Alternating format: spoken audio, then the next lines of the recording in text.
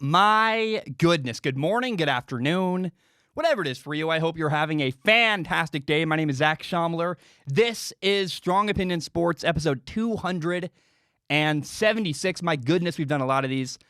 Look, I'm not excited enough. We have a massive episode today. It's going to be awesome. I had a special guest on today, FlemLo Raps. He's one of my favorite people in the industry. He's a great storyteller. And beyond his insight and his storytelling, he's a really good person. And he's the kind of dude I want to uplift. I really love FlemLo. We had a great conversation. We literally talked for a little bit over 40 minutes. Just one of the highlights of my career. Really fun.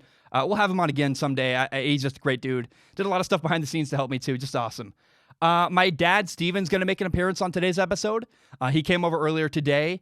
We talked about baseball, some of the stuff about... It's interesting. I think you'll like it even if you're not a huge baseball person.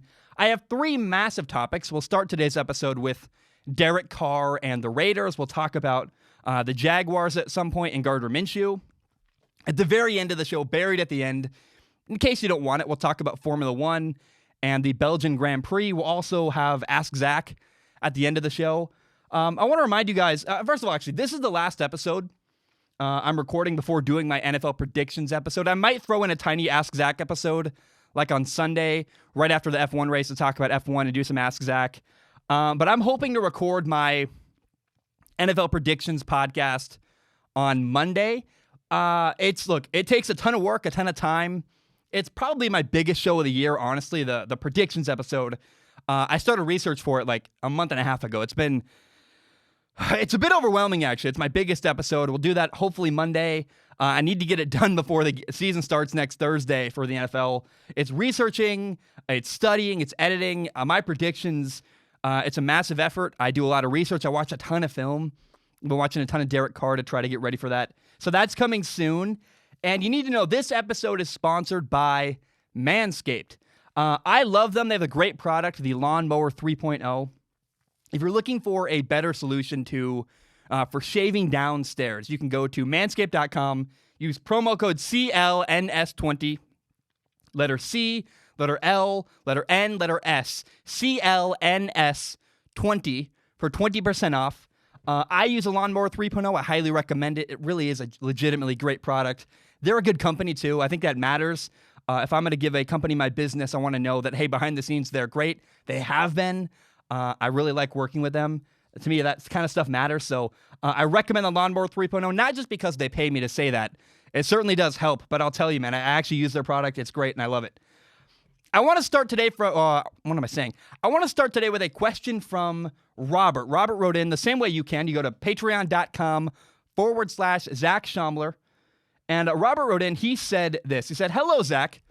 I don't really listen to many podcasts, but yours stands out most by a long shot. Keep up the good work. My question is regarding Derek Carr. This will be his 7th year as the starting QB for the Raiders. For years now, the Raider Nation has wanted him out, but I've always been defending him. Do you think he's the answer for our franchise and will take us to the playoffs this year? This is by far the best team we've had around him, both on offense and on defense." Look, I have been recently watching a ton of film on Derek Carr. And this video is not going to be a direct film analysis video. This topic will not be. I'm going to show a couple of clips because I'm neurotic and I can. But I don't have the time to edit a gigantic, normal short film style film analysis video. I'm running out of time. I need to finish my NFL predictions episode. I'm a little bit overwhelmed by it.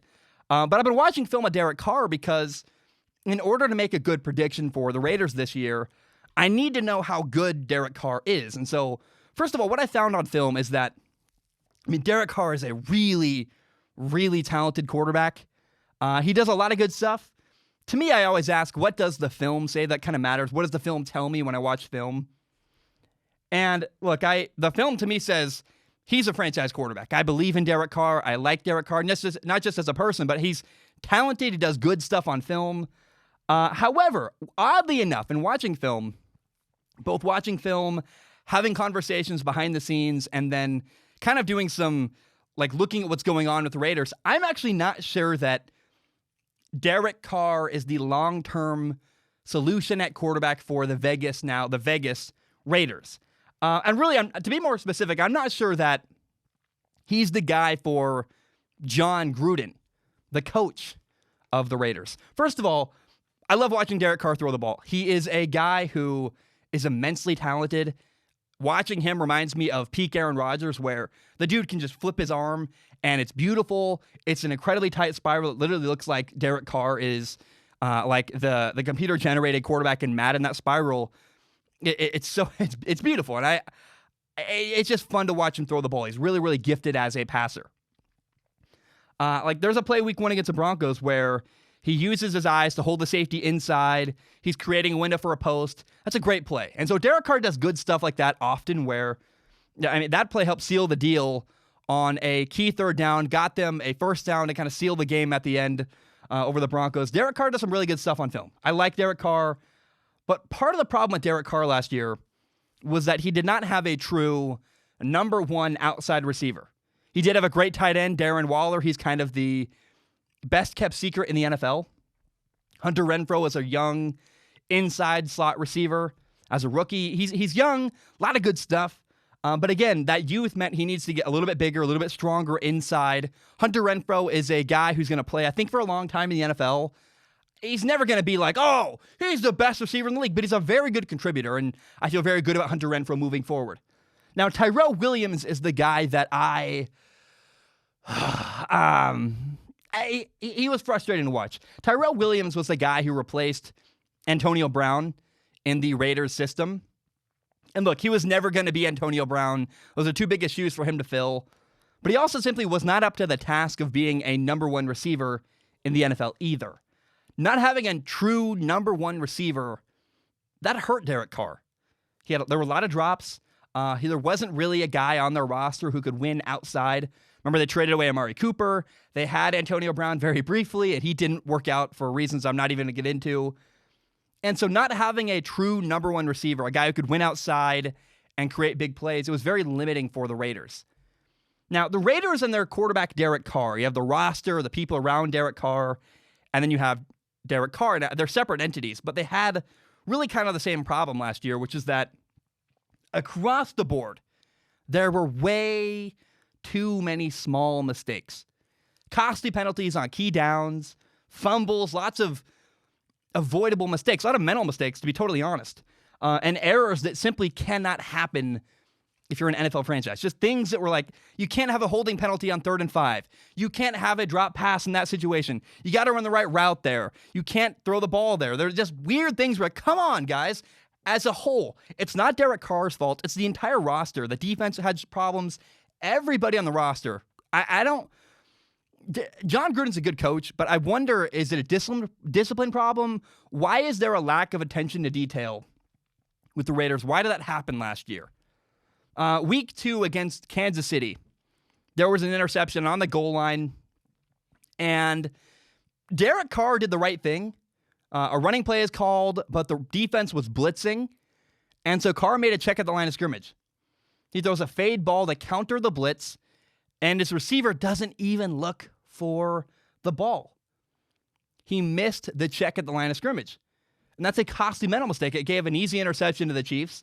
And that kind of stuff happened all the time for the Raiders last year. Stuff that just like, come on, guys. That's an unavoidable mistake. Now, Derek Carr isn't perfect either. Against the Colts, he missed a really easy touchdown where, it's just a simple slant. And Derek throws the ball in the dirt behind his receiver. And I guess the receiver does get his hands on the ball, sure. Kind of gets his hands on it, but Derek needs to throw a better ball here. That should have been an easy touchdown week 4 against the Colts. And I saw even, was it Corner Canyon High School from Utah this weekend? The quarterback threw a touchdown on that same exact route. It's like, that should be easy. It should be a walk-in touchdown, maybe the easiest touchdown of his life. And he missed it. And he needs to be better at the small details. It's not just the roster around him. And there are certainly problems that happened with the Raiders last year that affected Derek Carr very negatively. But Derek Carr, as a quarterback, needs to be better at those little tiny things. You can't miss that throw. You can't, there's just small mistakes like all over the board. And sometimes, I wonder if when Derek Carr misses a throw, is he in his head? Is he thinking too much? Like, it's literally like he's aiming the ball rather than just relaxing and letting it rip. He's a talented quarterback. And I wonder if he was second-guessing himself at times last year with his accuracy and where he was throwing the ball and how he was throwing the ball. Now, regardless, my takeaway from film, though, is that Derek Carr he's a franchise quarterback. He's awesome. He's fun to watch. And that's why when the Raiders signed Marcus Mariota, and the fact that the Raiders did sign Marcus Mariota, because at the time when it happened, I was like, well, is Derek Carr a franchise quarterback? I have no idea. After watching film, the fact that the Raiders added Marcus Mariota to their roster, another quarterback, the guy from Tennessee, he was their starter last year at the beginning of the year with Tennessee before Ryan Tannehill took his job. Now that I feel the way I feel about Derek Carr, watching film, he's a franchise quarterback. It's weird to me that they decided to make a move and sign Marcus Mariota. I thought maybe Derek Carr is a little bit skittish. Maybe they're afraid that he's afraid to take a hit. That was my kind of notion was, okay, maybe Derek Carr got hurt. His back got hurt a couple of years ago. Ever since then, maybe he's not been quite the same. And on film, I just don't see that. He's tough as nails. He takes hits. He's not afraid to get hit. He's learning how to protect himself, absolutely, and as he should do, because he is a franchise quarterback. He shouldn't take unnecessary damage. But Derek Carr is not afraid of getting hit. And so the question is, why would the Raiders not want Derek Carr? I couldn't really find it. There are mistakes, absolutely. Derek Carr is not perfect. But very similar to the rest of the Raiders roster, Derek Carr is growing and learning. And his mistakes are all fixable. And so I honestly don't understand, why did the Raiders bring in Marcus Mariota? And it's not like the Raiders just did nothing. I mean, it's not like the Raiders. So what I'm trying to say here is that Jameis Winston signed as the backup quarterback with the New Orleans Saints. Jameis Winston is a former starting quarterback, going to be the quarterback behind Drew Brees. He got $1 million contract. That's not what the Raiders did. The Raiders gave Marcus Mariota over $17 million, not a tiny contract at all. They're not paying him necessarily like a backup quarterback, and so it's very weird. I just don't understand. I want to talk about the pieces around Derek Carr for a second before we come back and circle around to Marcus Mariota, what happened there. Look, the left tackle Colton Miller last year struggled a lot. He got abused. He got embarrassed. Go watch the Vikings game. Everson Griffin, he just embarrasses Colton Miller multiple times last year. He's in his third year now. He's got to get better as a left tackle. The running back Josh Jacobs, I will say, though, he was a blast to watch. I love him. He's great. He makes really good cuts. He's explosive. He's good after the catch. Josh Jacobs is maybe the steal of the draft last year. Just phenomenal. Him or DK Metcalf, I guess, potentially. But I really, really like Josh Jacobs. He was kind of a surprise, and he's been phenomenal. Not surprised to anyone paying attention, I guess, but I didn't hear his name a lot, and then he played really, really well out of Alabama. They also got Henry Ruggs in the draft this year from Alabama. He's a speedy receiver. He can make big plays, catch some jump balls. Reminds me a lot of Tyreek Hill from Kansas City. And Henry Ruggs, I think the second or the third, I apologize for not knowing. He's made a lot of big plays in training camp this year. They're really excited about Henry Ruggs. He's awesome. They got Darren Waller. Darren Waller broke out last year. He's a great tight end. They did some stuff with Darren Waller that you're like, oh, that's not what a tight end does. I mean, they threw screen passes to Darren Waller as if he was a slot receiver. So they love Darren Waller. So the pieces around Derek Carr, the offensive line's got to be better. Trent Williams, they wanted to be a better right tackle. He had a lot of penalties and just weird false starts and holding penalties that were frustrating. It's like there are moments where you can't have the penalties he had. So the offensive line has to be better moving forward. But there are certainly good pieces around Derek Carr. Now, the Raiders' defense, oh my gosh, they had big problems with the secondary last year. And because of that, they give up a lot of points, and Derek Carr was often playing from behind. It's hard to win if you're down 30 points the entire game trying to come back, trying to keep up with Patrick Mahomes and the Vikings and all these other these teams they played that put up a ton of points on the Raiders. But overall, here's what I really settled on after watching film of Derek Carr and the Raiders. It's that Derek Carr is a really good quarterback. I like him. He's a franchise quarterback. And also their coach, John Gruden, is good. There's good ideas happening. There's some creative play design. Both Derek Carr and John Gruden are really good separately. I like both of them separately. However, I don't think they're a good fit together. And that's awkward because I think separately, if they part ways, they're both going to succeed. If Derek Carr goes somewhere else, he's going to make it work. And if Derek Carr leaves the Raiders, I think John Gruden's going to find a way to be successful by himself too. But I've been trying to figure out, why was Marcus Mariota signed to be the backup quarterback for the Vegas Raiders? And why was he given such a big contract? And here's kind of what I've deduced, honestly, is that the reality is I believe that John Gruden is eager to replace Derek Carr. And that's a bit weird, but think about it. Think about what's happened recently. First of all, previously, John Gruden brought in Mike Glennon to be the backup quarterback, and I think he was hoping could challenge Derek Carr a little bit. Mike Glennon was once viewed as a starter in the NFL, and John Gruden loves to tinker with backup quarterbacks and see, hey, is this a better fit? And then, he brought in Marcus Mariota.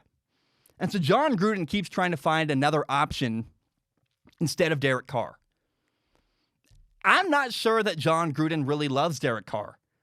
I do a dating podcast with my stepmom. It's called the Desperately Dating Podcast. She writes a lot about dating. It's fun. We have good banter, and she's got good ideas. And we say on that show that indecision means no. And if you're not sure if somebody likes you, then they don't. And I am not sure that John Gruden likes Derek Carr. And it's weird. We're a couple of years in. It should be very obvious. And the fact that John Gruden hasn't seemed to embrace Derek Carr is odd, and it's important. It matters. He praises everybody. He praises Marcus Mariota. He praises even Nathan Peterman, who, my gosh, was a mess. And at some point, we're going to find out, why did the Raiders bring in Marcus Mariota as their backup quarterback? I love John Gruden. I love Derek Carr. And if Derek Carr leaves the Raiders, I think he's going to find a way to be successful. I think he'd be successful somewhere else. But John Gruden's system, it's not a great fit for Derek Carr, to be totally honest. They run the ball a bunch. They use heavy play action. That's what John Gruden does. And the reality is that Derek Carr should be in shotgun all the time. He should be throwing the ball a ton.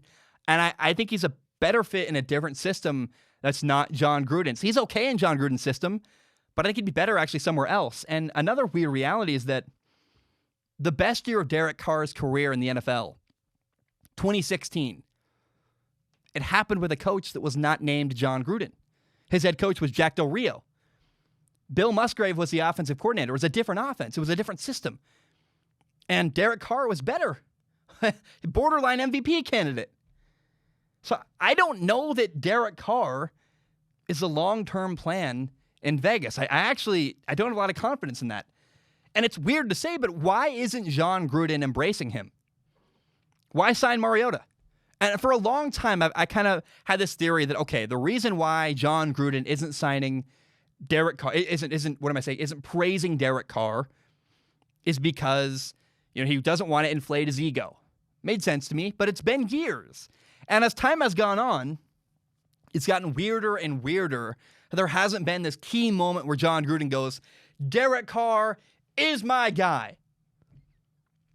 It's time to embrace him. And I don't know why we're waiting, and it's never come. John Gruden keeps talking about the backup quarterbacks, how much he loves Nathan Peterman and Mike Glennon and Marcus Mariota. Where's the love for Derek Carr? And sometimes it's not what you say that's important, it's what you don't say. And I hope I'm wrong. I like Derek Carr. I like John Gruden. I think they're both capable. I think Derek Carr is a franchise quarterback. I think John Gruden is a good coach. And if they separate and go their separate ways and break up, they're both going to succeed after their breakup. But I'm not convinced that John Gruden wants Derek Carr to be his franchise quarterback. I hope I'm wrong. But if I had to pick a side and make a prediction, I would say that Derek Carr isn't going to work out in Oakland. Or what am I saying? In Vegas, I guess, with the Raiders. They moved to Vegas. It's hard for me still to embrace that and accept that. But if I had to pick a side and say, what is the future for Derek Carr, I'd say, I think at some point he's going to get replaced by Marcus Mariota. And I think at some point he's going to leave the Raiders and have to find a new home and a new team.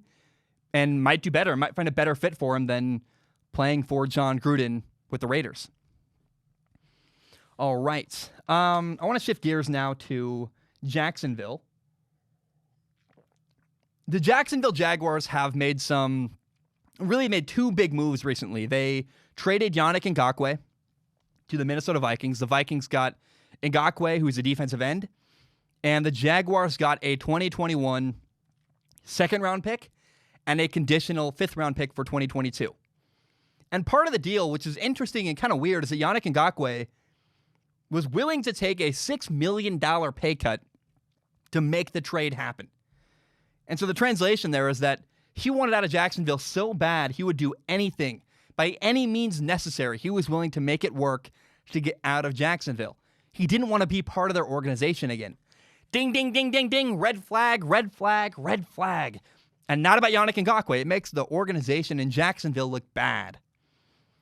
And then surprisingly, the Jaguars released their starting running back, Leonard Fournette. And Leonard Fournette has had an up-and-down career, but I do think Leonard Fournette was just finally starting to hit his stride in the NFL. I was excited about his year this year, excited to watch him.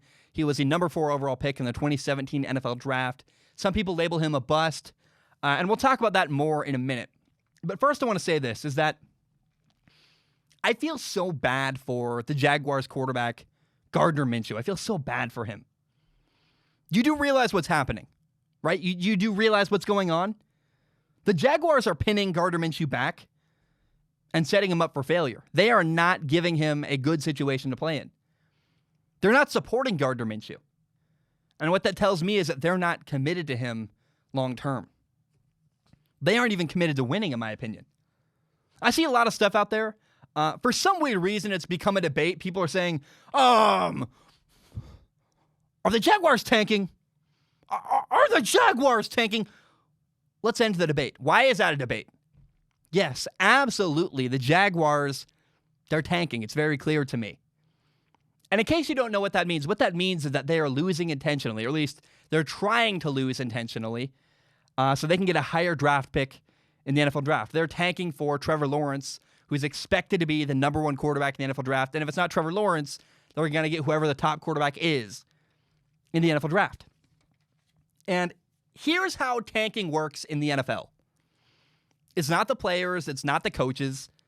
Because week in and week out, coaches and players are trying to win. Players need to put good stuff on film because they got to get paid. And if they don't do well on film, people see, hey, you've been playing poorly, you're not going to get paid in the future. So players got to take care of business, do the best they can. Players are not involved in tanking at all. And coaches take the team they're given, which is a key word there, or a key phrase. They take the team that they're given, and then coaches have to game plan and strategize to try and win with what they have. They game plan and find ways to try and win.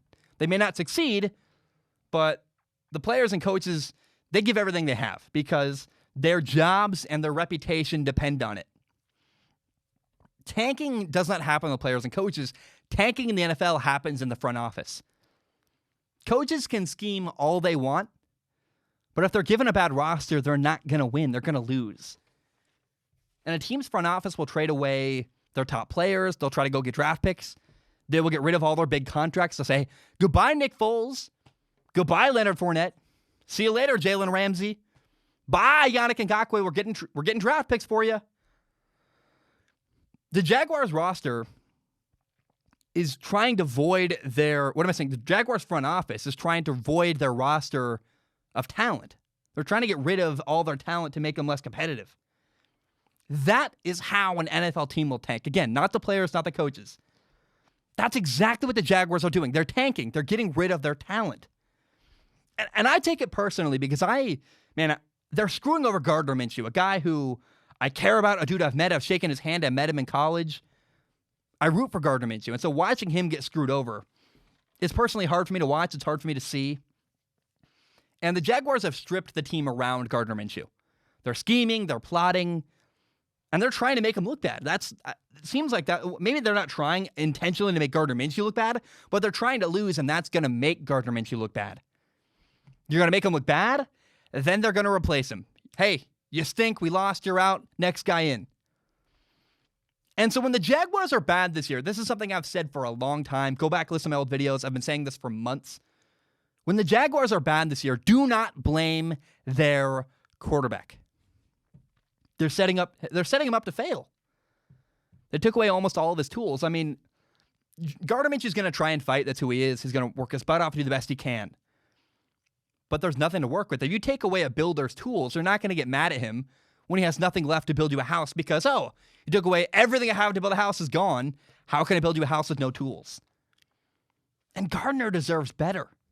I mean, he really does. The Jaguars are going to replace him, which is stupid because the film says that he's a good quarterback. And honestly, getting replaced by the Jaguars could really help Gardner Minshew.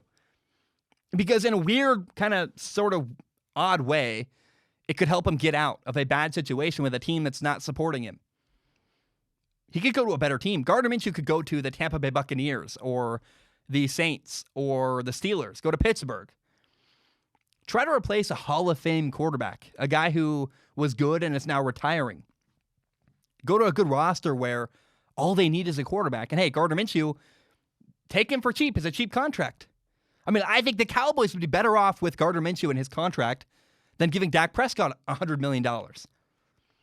But my main point here is that Gardner Minshew is too good of a quarterback to not be a starter in the NFL. To have Mitchell Trubisky starting, to have potentially Justin Herbert starting in the NFL, but you leave Gardner Minshew behind, that's just wrong and idiotic and stupid. And to me, it's really annoying because I'm watching Gardner Minshew get screwed over by politics, a team that's not trying to be competitive. They're not supporting him. And for me, that's really, really annoying. Now, one thing that's kind of going on here that I find really weird and kind of stupid is that people keep saying that the Jaguars released their running back Leonard Fournette because he doesn't fit their system. What?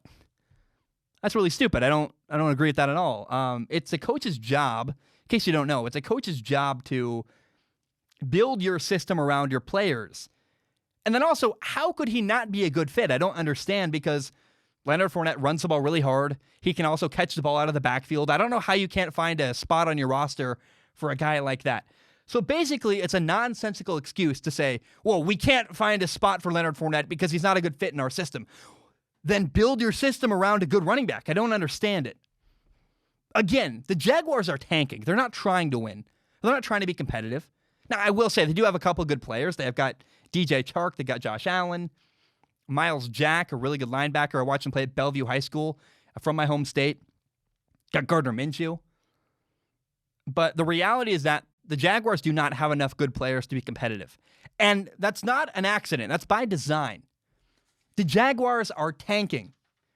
In the 2021 draft, the Jaguars have 2 first-round picks. That's next year's draft, 2 first-round picks, 2 second-round picks, a third-round pick, 2 fourth-round picks. They also have a pick in each of the 5th, 6th, and 7th rounds.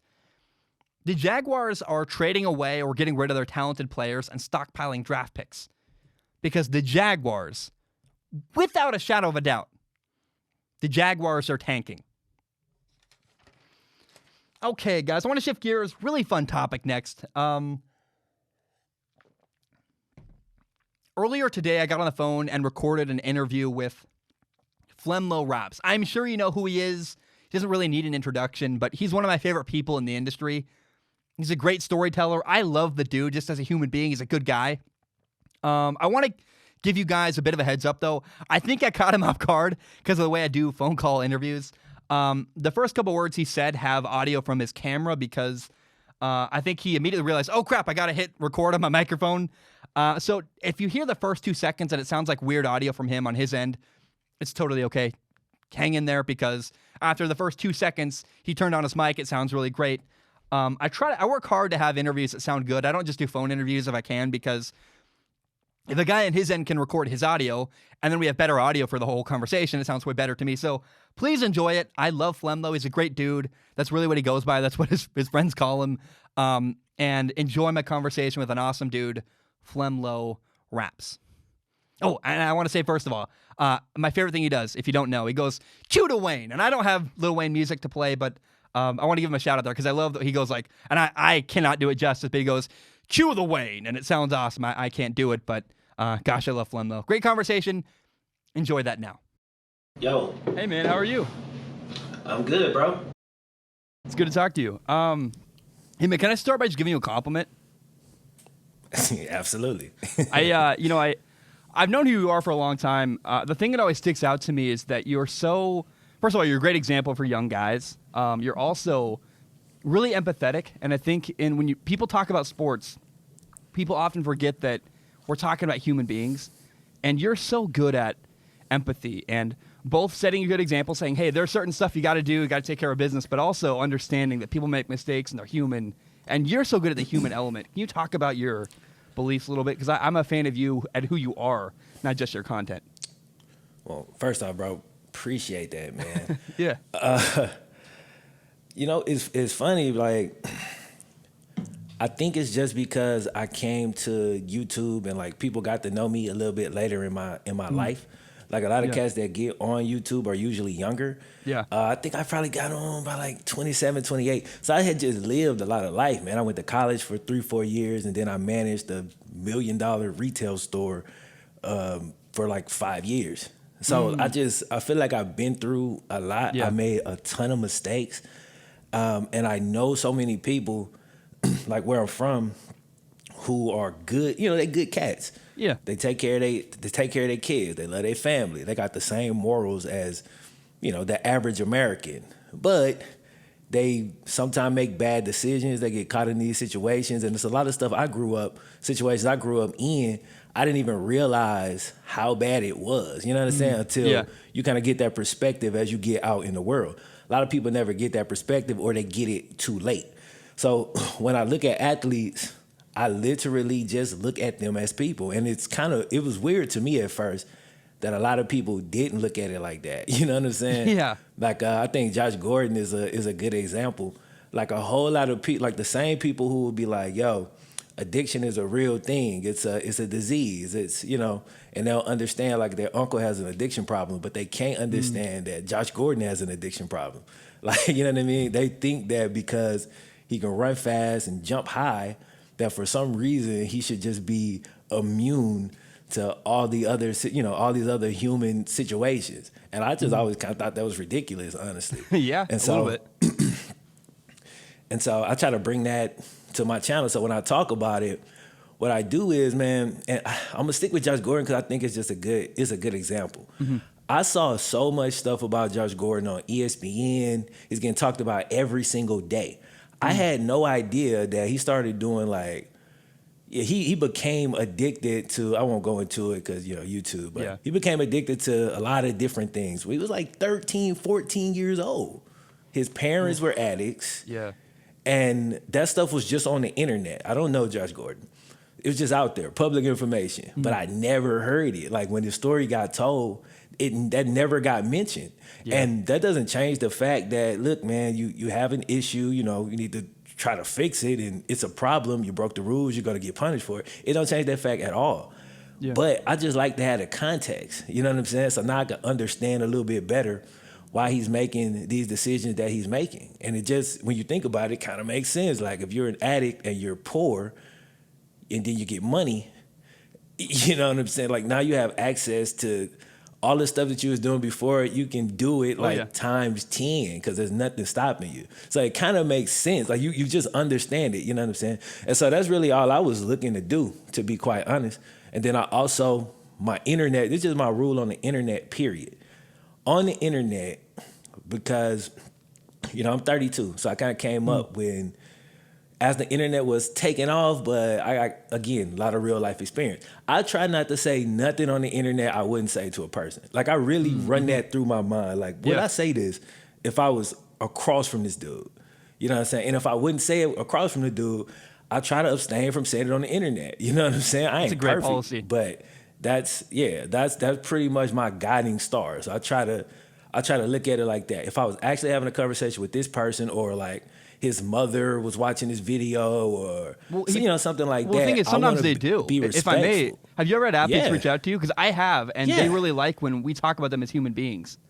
Absolutely. I can't talk about it yet. Yeah. I got a great opportunity coming up next month, and it's pretty much largely because of that. Like he just really liked the way that, I talk about the human side of it and everything. So I don't really, I never really looked at it as this big thing, but I have noticed as the channel has grown, that's drawn a lot of people to it. That's what a lot of people seem to enjoy about the content. So I think it's dope. Well, I think people follow they want your content, but they want to hear from you yourself.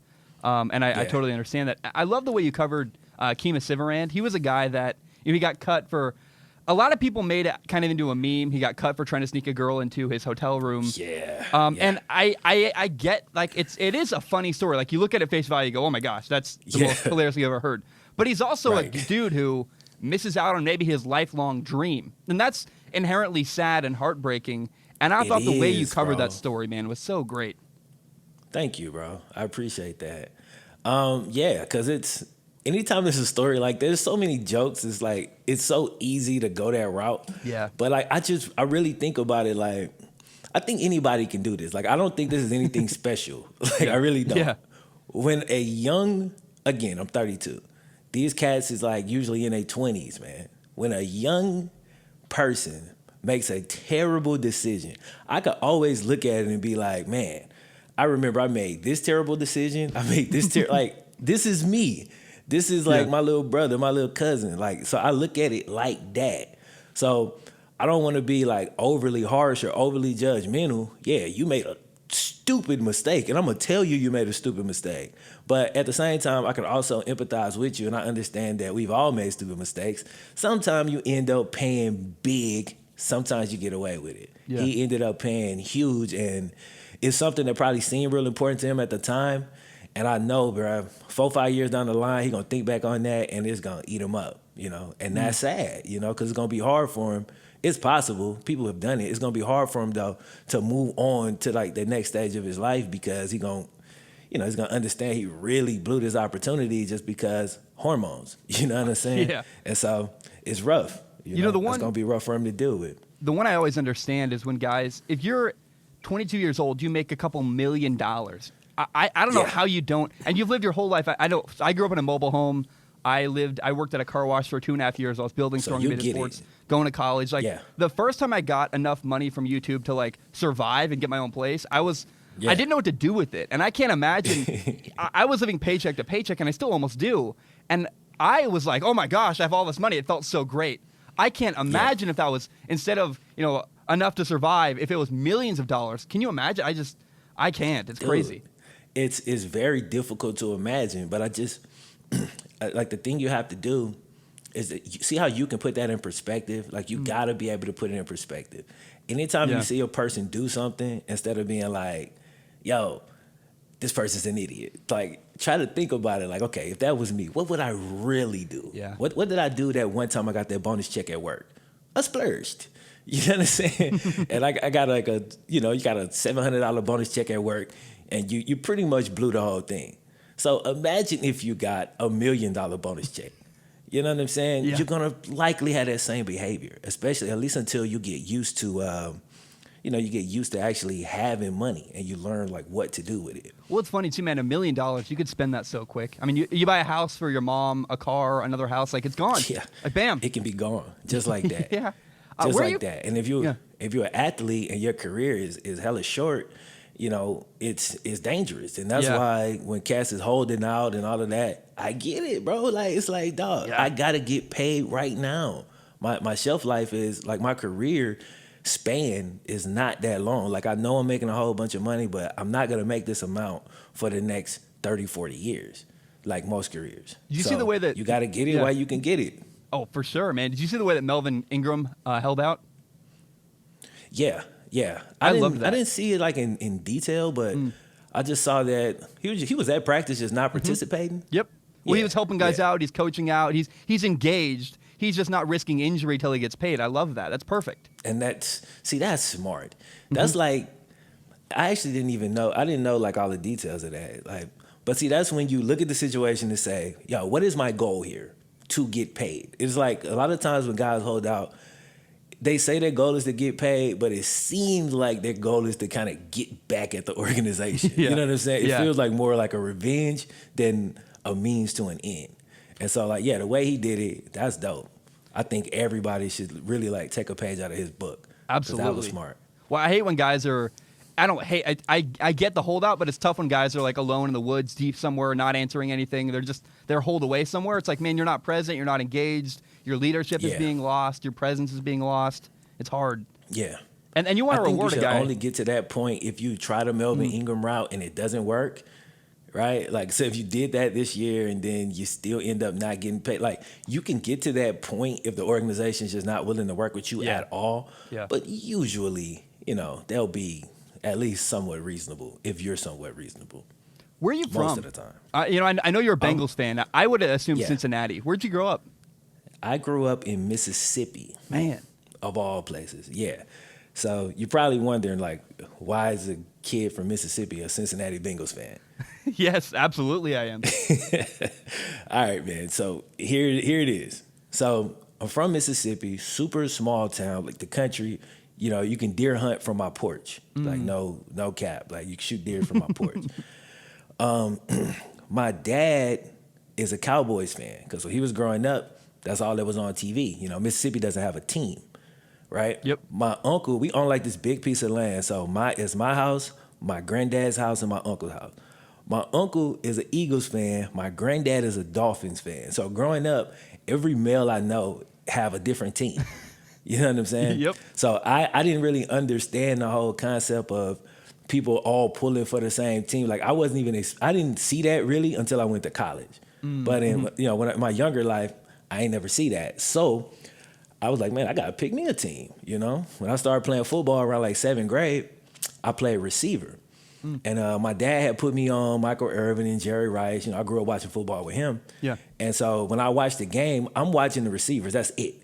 Like I watch from a receiver's standpoint. I still kind of do that to this day. And I discovered Chad Johnson, and he had a Southern dialect like me. He had gold teeth in his mouth like all my relatives. You know what I'm saying? Yep. And it pulled me in. So I became a fan of Chad, and he always talked about the art of running routes. So he was teaching, and we didn't really have like YouTube in the same capacity that you got it now. Yep. This was the most I could get. So I was locked in. Became a huge Chad fan. And then through that, I learned about the rest of the receiving corps, Hoosh Mazada, Chris Henry, and I just became a Bengals fan like that. And it actually surprised me, like, I wasn't super engaged the entire time because, again, I'm playing football myself. Yep. I go to college. I'm not watching football every Sunday. Like, we play on Saturday. Like, I'm not really thinking about the NFL like that. But to my surprise, like, years later, when I tuned back into the NFL, I cared whether or not the Bengals won. Like, when the Bengals would lose, I would be pissed off. And I was like, damn, I'm a Bengals fan, At this point, I have no knowledge of the fact that they haven't won a playoff game since 1992. I don't know this. I don't know that our owner is considered cheap. I don't really, I hadn't gotten that deep into it, but I was already emotionally attached to the team before I knew any of that. So once I learned all of that, I'm a loyal guy. I stayed down regardless. And, what I'm saying, here we are, man, years later. But yeah, that's kind of how I got into it, man. It was it's kind of a chance, a by chance thing. And once I pick my team, ain't no switching for me. Like, I'm that type. That's awesome. I'm a big Chad Johnson, Chad Ochocinco fan. He's such a guy he gets the entertainment side of things, but he also took care of business behind the scenes. Yeah. He's actually one of those guys who's been really smart with his money, which is awesome. Yeah.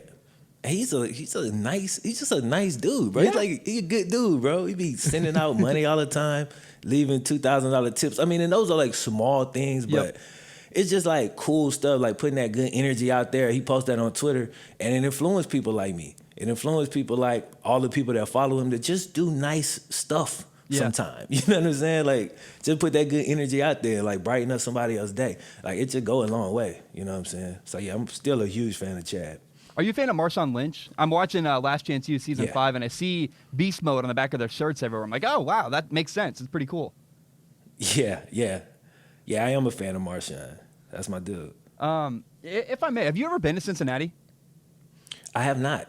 Man, you should go. I was supposed to. Man, I've talked to because I've been to games, but I've never been to a game in Cincinnati. I always wait till they come closer to me. Yeah, and then I'll go. I will say this: flights are really cheap to Cincinnati. I went to a Bengals game. I went to Bengals Patriots last December. Went to Northern Road Brewery, this incredible brewery. The city is, it's a northern city. It's cold, but it's actually kind of pretty in its own way. It's kind of this unique, cool place. Yeah. Man, I'm definitely going to go. I was going to go this year for sure. Like, I got enough contacts now to get, like, tickets and stuff. Mm-hmm. But just with the whole pandemic situation, I don't know how it's gonna play out. Dude, all long-term plans are gone. I can't say for sure. Yeah, so like at this point, I don't know, man. I've canceled probably 10 trips to different places within the last few months. So we'll see what happens with it. But yeah, I can't wait to go, man. It's gonna be a good experience. What do you expect from your team this year? What do you expect from the Bengals? I expect us to be fun, entertaining to watch for sure. A lot of Bengals fans are like, I mean, we hyped up, we excited, you know what I'm saying? So forgive us, bro. We just had a 2-win season. You know, we got Bengals fans saying we're going to win 10 games. Hey, listen, I still have my doubts about the team. The biggest doubt being the offensive line. I know they've improved, but have they improved enough? You know, that it remains to be seen. But I think we're going to be a fun team to watch, man.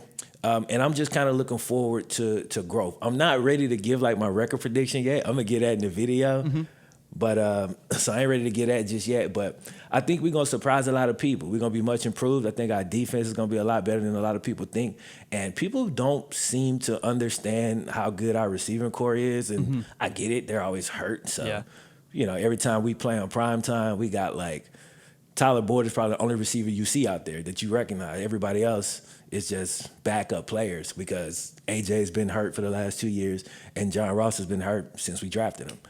But assuming just relative health, if we don't have like the worst luck ever again, and AJ doesn't miss more than 4 games and John Ross doesn't miss more than 4 games, we going to catch a lot of people off guard, man. Yeah. A lot of people. So I'm excited. I think we're going to have a good season. I think you guys could be a lot like the Arizona Cardinals were last year, where they got some flashes of like brilliance. There's some couple key moments that are awesome. I don't know that you're going to win a ton of games, but I think fun is a great because what I hate for you is to sit at home and be like, I hate this team. They suck. They're not any fun. They're going to score touchdowns. Joe Burrow's going to be interesting. And that's at the very least what you want, right? Yeah, because again, last year was brutal, man. We won 2 games. I watched every one. Oh, you poor soul. Right. You had to watch Ryan Finley. I'm so sorry for you. Oh, my God. Like, there was a point where I was like, yo, we got to put Finley in because we got to see what we have. Yeah. You know, because we drafted him in the 4th round. Yep. We're going to have a high pick. You know, we know what we got in Dalton. You know, let's see Finley. He played like 2 drives, and I was like, all right, we've seen enough. You know, let's get Dalton back in. Well, imagine if he'd been good, though. You could have got Chase Young and had a franchise quarterback if Ryan Finley had worked out. I mean, you had to see it. Well, yeah, for sure. It only makes sense. Like, it would have been stupid at that point because we were, you know, we had won, 1 game. This was like midway through the season. You know, we were like 1-7. We're obviously not going to the playoffs. We just drafted a quarterback. If they didn't put him in and start him 2 weeks, I would have been pissed. I was on Twitter talking about this for like the 3 weeks before they finally put him in because we'd seen enough of Dalton. And, you know, I respect Dalton, but I just think he was over the situation and we just needed a new quarterback that could actually elevate the team. Yeah. Because before, I feel like the team kind of elevated Dalton, and then when some of those pieces went away and got injured and stuff like that, you know, we go 2-14. You want a QB to grow with? Yeah, for sure. And so there's always hope, man. Like, there's always hope. You're always growing. You learn from everything. If he plays bad, that's okay. That's progress. He plays good, great, progress. So this year is almost a free year for us, assuming that if the offensive line is just decent, you know, this year should be a fun year for Bengals fans regardless. And I can see us winning from like 4 games to like 9, depending on breaks. Like, how lucky do we get? How unlucky do we get? Well, there's like a free spirit. Like, there's nothing to lose. Hey, we might as well. Let's just enjoy this. It could be great. If I may, do you ever play fantasy football? I have never once played fantasy football. I don't really understand it. Like, they draw. It doesn't really appeal to me. Are you a fantasy football guy? Yeah, I play. I'm not like the biggest, like I'm not like one of these cats that's like you'll see like the fantasy football podcast and those dudes are like really, I just play with my friends. Yeah. And we actually play like a unique rule set that I don't see a lot of people play under. We don't use standard scoring. We use the PPR, so points per reception, of course. But we also use IDP, individual defensive players. And that really changes the game, man, because if you got like good, you got to get 3 DBs, you got to get 2 linebackers, D linemen. And it kind of raises your knowledge of players around the league that you probably wouldn't have paid attention to before. and it will sweeten certain games. Like if you got that Thursday night matchup that nobody cares about, well, guess what? I got 4 players playing in this game. So when I watch the game, it's going to raise the level of entertainment for me. If it's also a good game, great. That's, you know what I'm saying? That's going to add to it even more. Yeah. But it kind of gives you that. One thing I do, though, I kind of stay away from my own players just because, I don't know, it feels like I'm jinxing it or something like that. Yeah, that's funny. So, yeah, unless they just fall and it's like just great value, I go get other people's players. That's the best Because I'm going to argument. watch all the Bengals games regardless. You just made the best argument I've ever heard for fantasy football, which is that everyone says, well, it's fun. I'm like, well, it sounds like a ton of work. I'm like, I don't really want to spend hours a week trying to figure out who to start and trying to figure out the best matchup. Well, and I guess yeah, it depends on how serious you take it, right? Like Exactly. That's what it comes down to. See, some people, they look at it like it's more of a job for them. Like me, I'm like a casual competitive player, right? So Yeah. I'm playing with guys that are not football pros. Like, you know, some of them are really into it. Some of them are super, super casual football fans anyway. And sometimes they have the best team because they just pick names. And I'm picking this dude that I think is going to break out that nobody's ever heard of. And I'm going to start him this week. And he's going to give me 0 points or 50. And, you know, you get burned a lot. But it's fun. Like, getting burned to me is one of the most fun things. Like, I don't like playing it safe. It just, even in life and in fantasy football, it's free. Like, I could do it. Yeah. And, you know, if I take an L, I get trash talking in the group chat for a week. And then I move on with my life. Like, it's not that big of a deal. You know what I'm saying? I want to let the record stand. What you said about it makes some random games more entertaining. That's awesome. And then I think for me, I could learn more about. I mean, I know a lot about the league. It's my favorite thing, but I probably could learn more names even more by playing fantasy football, hearing about people I've never heard of.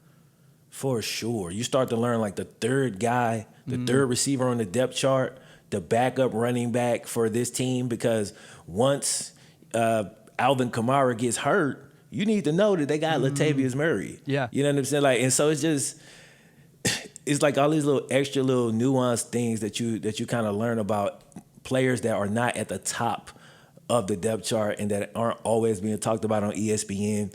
And if you play fantasy football, this dude might be a fantasy football star, but like a casual football fan have no idea who it is. You know what I'm saying? Yeah. And it helps in our line of work. It definitely helps because it kind of just gives you more topic, more stuff to talk about, and more like insights to draw from when you're talking football on your podcast or on a video for me. Do you have time for 2 more? I want to be conscientious of your time. Yeah, I'm good, man. Can we talk about Trey Lance? Because what they're doing is kind of crazy. They're playing 1 game this year, kind of basically so their quarterback can get a look to the NFL, so the NFL can see what he can do in 1 game. I've never seen. I mean, of course, this whole year has been weird and crazy stuff has happened, but I've never seen anything like that. It's kind of weird. Yeah, it is. It is pretty weird. At first, like when I first think about it, it sounds crazy, and then I'm like, yo. For the school though, it just makes so much sense. I don't know how much sense it makes for Trey, to be honest. Yeah. Like, but assuming he's gonna play in it, which I'm assuming he is, then you know, it is what it is. But for the school, man, they're gonna get to be on TV at a time where there's not a whole lot of football on. This is a top prospect. It's gonna get promoted on ESPN because they're gonna talk about Trey Lance. You know what I'm saying? So now, and then it's the school Carson Wentz went to, so that'll add a little bit of intrigue for people who aren't really into like that whole FCS thing. People are gonna tune in that wouldn't have tuned in before. It's gonna raise the profile of the school, and it's gonna help them in recruiting big time. Because I'm a prospect that's gotta go to it. I went to an FCS school, so if I'm a prospect who gotta go to an FCS school. And I know that if I'm that dude, they'll go out of their way to make sure I'm on TV. You know what I'm saying? Think about the scouts that's going to be watching this game. Yeah, so true. That team already has, obviously, it's Trey. There's also an offensive lineman they have that is an NFL prospect. And who knows, man, you're going to have an opportunity if you're on the team or on the field to be seen. Like if you pop, you might get some interest. You might get a camp invite and you weren't going to get otherwise. Dude, that's huge. That's a huge sell for a player that's going to go and play on that level. So it's going to help the school tremendously. So yeah, it makes all the sense in the world once you really think about it. It's an odd situation, and for Trey, I mean, personally, I think right now he's probably, I know people are saying he's top 3, but by the time quarterbacks, not pick, but top 3 quarterbacks, by the time they go through all his film and look at his school and all that stuff, if he just had to stand on what he has right now, depending on how many teams need a quarterback next year, true enough. Yep. But he's probably like somewhere right in the middle of the first round. Yeah. This game can change that dramatically. He could slide to the back end of the first. I don't think he'll slide out of it unless he's just horrible. He's got more to lose Or he than could gain. slide to the top. You know what I mean? If he just even though he's not playing anybody, if his physical traits just pop, and then he had the whole thing last year with no interceptions, like that hype is gonna build, and he gonna mess around, or he could mess around and slide into one of them top 5 picks and maybe jump a Justin Fields or something like that. It is possible depending on how this game goes. You know, so there's a lot riding on it. It's a super interesting game, and I'm gonna definitely be tuned in, man. Well, as a fan, it's must-watch television. You're like, the pressure's on for him. The pressure is sky high, and when you gonna get that in your first and last game of your sophomore season, all this pressure, like anytime that's the case, as a sports fan, like that's where you want to be. Like, you know what I'm saying? When the pressure mounts, that's why we let the playoffs and stuff so much. Like this is huge for him. You know what I'm saying? It's gonna change the trajectory of his career potentially. What if he's entirely calm? He handles it well. He just balls out. I mean, does he? I look at him on film. I think he might be actually better than Justin Fields. I know some people think that's blasphemous, but I really love Trey Lance. Do you think he could skyrocket up? How high can he get? Well, see, you're more of a film guy than me, so to hear you say that is interesting. You know what I'm saying? Because I've read it both ways. I've seen people say that, and then I've also seen people, like you say it's blasphemous. And my whole argument was just that like recency bias is a real thing, man. And so if Trey Lance goes out and plays well, and he's got that fresh tape, we know what Justin Fields has done. Yeah. But they're gonna start to pick Justin Fields apart, and then they're gonna look at Carson Wentz. They're gonna say, "Oh, he went to the same school," and Trey's gonna start to rise. So it can easily happen. Some quarterbacks shoot up the board every year. So it could easily be Trey Lance, you know, depending on how well this game goes. Yeah, if he go out there, like you say, he's super poised, go hard, kill everything, does great, sounds good, confident in the post-game interview. Like, people going to talk themselves into it. It's only going to take a couple GMs. First of all, I didn't know you played college football. That's really cool. How dumb is it? Go ahead. No, how silly is it when people look at a quarterback and go, well, they went to the same school, and one guy 10 years ago failed, so this new guy from the same school is going to fail again. There's no one looks at the context. Like, well, Sam Darnold and Carson Palmer played in completely different systems with different coaches and different eras of football for USC. I don't think you can compare them. Am I crazy there? Yeah. No, that's actually a really good point. I hadn't thought about that before, but I mean, it makes a ton of sense. But like, I don't think. Well, I can't say what people do. For me personally, I wouldn't do it after one guy. But if there's like a clear like history there where you've had several top prospects go to your school and then they go to the NFL and don't pan out. Yeah. I mean, you have to at least take that into consideration in your evaluation. Like, I'm not saying that's like the be all end all, but it's got to be in there, you know. I think the best thing you can do for some reason this is just not translating to the NFL. Like, you know what I'm saying? What you can do is look at a system. Like, you go to Mike Leach quarterbacks often don't work in the NFL, and there's a reason for that. Their style of play often doesn't fit the NFL. Gardner Minshew is kind of an anomaly because of the way he played. He'd been in different systems. He had much more NFL traits than a typical Mike Leach quarterback. But it's kind of funny how, and I think if you're going to criticize anybody and say, well, their system doesn't translate to the NFL, Mike Leach is a perfect guy. I was very close to that organization at Washington, I guess, team in Washington State. I worked on the sidelines a lot. For the most part, their system doesn't translate to the NFL. So I think when people look at a quarterback and go, hey, they're not going to work because of X, it's not the school necessarily. It's usually the system they're coming from. Right. I totally agree with that. Let's talk about Earl Thomas, because you made a video kind of right before he got released about, well, this could actually happen. Earl Thomas, this potentially like a really great safety, could he actually get released from the Ravens? What was your initial reaction when that happened? I wasn't shocked because, like, like you said, I had already talked about it beforehand, and I honestly, I second guessed it though, because when I made that video, there was people in my comment section like, "Oh man, you know what I mean? You hating on the Ravens because I'm a Bengals fan." Or stuff like that. I don't think you do that. You're pretty fair and objective. Of course I don't. So I didn't really take that to heart because I'm like, come on, bro. I know my character. Yeah. But I was like, maybe I'm tripping. But I'm like, yo, he had problems last year in training camp. And then he had problems again. And like when you look at the details, and I go over it in the video, like the players on the team were saying openly that they did not want him there. They had a vote saying that they didn't want him on the team. Once that happens, bro, and you're a vet, you're not a young guy who can come out of this behavior maybe. You know, he's just young. If you're 30 years old, you're a whole vet, you a multiple-time Pro Bowl. Like, if you all of that, that means this is not changing. This behavior, this is who you are at this point. Yeah.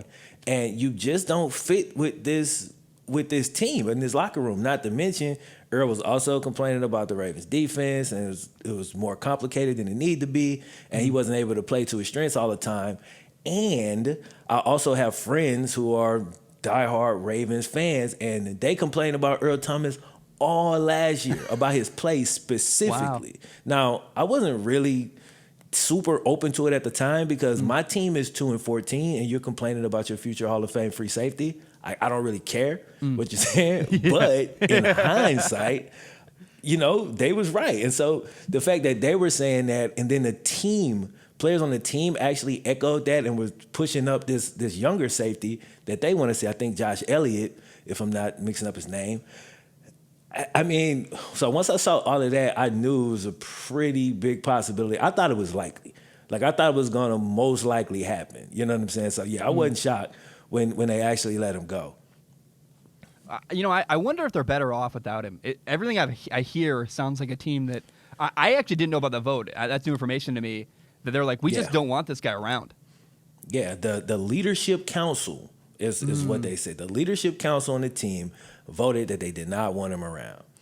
From that alone, and that info they're better was off out before he got released. You've been in a locker room. If there's a guy causing problems, who's late to meetings, who's not showing up, who's just a pain, who's cancerous, you don't want him there. He's actually a hindrance to you trying to win games.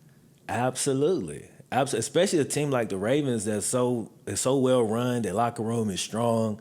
Like, they not going to deal with that type of behavior. So, yeah, once I saw that, and then you couple it with kind of the way he left Seattle, you couple it with the issues he had this summer, you couple that with the fact that he had training camp problems last year, it's like, yeah, they're probably going to release this dude. You know what I'm saying? If they can't trade him. Here's the question. You're a Bengals fan. Would you want Earl Thomas? No. Oh, wow. That's really telling, right? If you're a team that was 2-14 last year, and there's a potential Hall of Fame All-Pro safety, and you're like, we don't want him. That's very concerning. Let me explain my reasoning. Because I'm not one of those guys that's like, if this will take us from 2 wins to 4 wins, we should absolutely do it. Like, I don't think like that. I'm thinking like, yo, when is our Super Bowl window? It's not this year. No. It's not next year. So why would we sign Earl Thomas? You know what I'm saying? Yeah. Who we have young safeties. We got Jesse Bates, who's 23, who's take big steps out of Wake Forest. We just signed Von Bell from New Orleans to come and play strong safety for us. Why would I bring in Earl Thomas when I got 2 young players who can grow as the team grows? Because by the time the team gets to a point where we can actually compete for a Super Bowl, Earl Thomas is going to be retiring. Yeah. You see what I'm saying? Yeah. And we already know he's a locker room cancer. Like, if I thought he was going to come in, not be super expensive, teach my young guys and kind of teach them the way, then, yeah, I consider that. But I know he's late for meetings all the time because y'all just told me this. And so, I'm good. Like, you're not missing out on a bunch of veteran leadership. Nah. If you're a fan, you probably only should want Earl Thomas if your team is 1 or 2 pieces away. You know what I'm saying? If you need like some extra on your defense for 1 year, like a rental, maybe 2 years, then you might be interested in Earl Thomas. But if you're a young rebuilding team, you have no use for Earl at all. Do you think it's Jerry Jones? Is that who you think is going to, either the Cowboys are going to bring him in? Potentially. I've seen, man, you know, the reports. Yeah. I've seen they Who weren't knows? interested. I've seen they were interested. I've seen all kind of stuff. That's You know, what I the still Cowboys expect. think they're one piece away every single year, so I don't Exactly. know. Like, So if anybody, they'll pull the trigger. I wonder about their cap situation though. yeah. Like I don't really know if they can. I don't really know like what's up with that cap situation because I know they've been trying to like clear up space because they're supposed to get hit hard. I think next year with penalties and stuff. But so I don't know. That might be the one reason they don't bring him in. I want to, you know, before we end things, I want to revisit Trey Lance for 1 second because there was one thing I didn't say about that I don't know if you know the answer to this or not. They're playing one game this year with North Dakota State. Does that, do the players, I would have said his teammates are worried about losing eligibility because are they going to lose 1 year of eligibility for one game? See, that's a great question. And I actually did think about that when I did my reporting, but because I was just talking about Trey, I didn't super look into it. Yeah. I have no idea. I don't think they have thought about that either. I don't know. I've seen some people say they were having this game so that a lot of these guys wouldn't transfer. So Yeah. that makes me think they're not going to lose eligibility, but I couldn't say for sure. It's a damn good question. Well, also, I don't know the too, answer. what makes sense, though, is the teammates might go, it's worth the trade-off because we're going to get so many eyeballs on us that we would never would have gotten otherwise. They might say it's worth it if we're going to have more scouts watching us play and have an opportunity to showcase our skill set.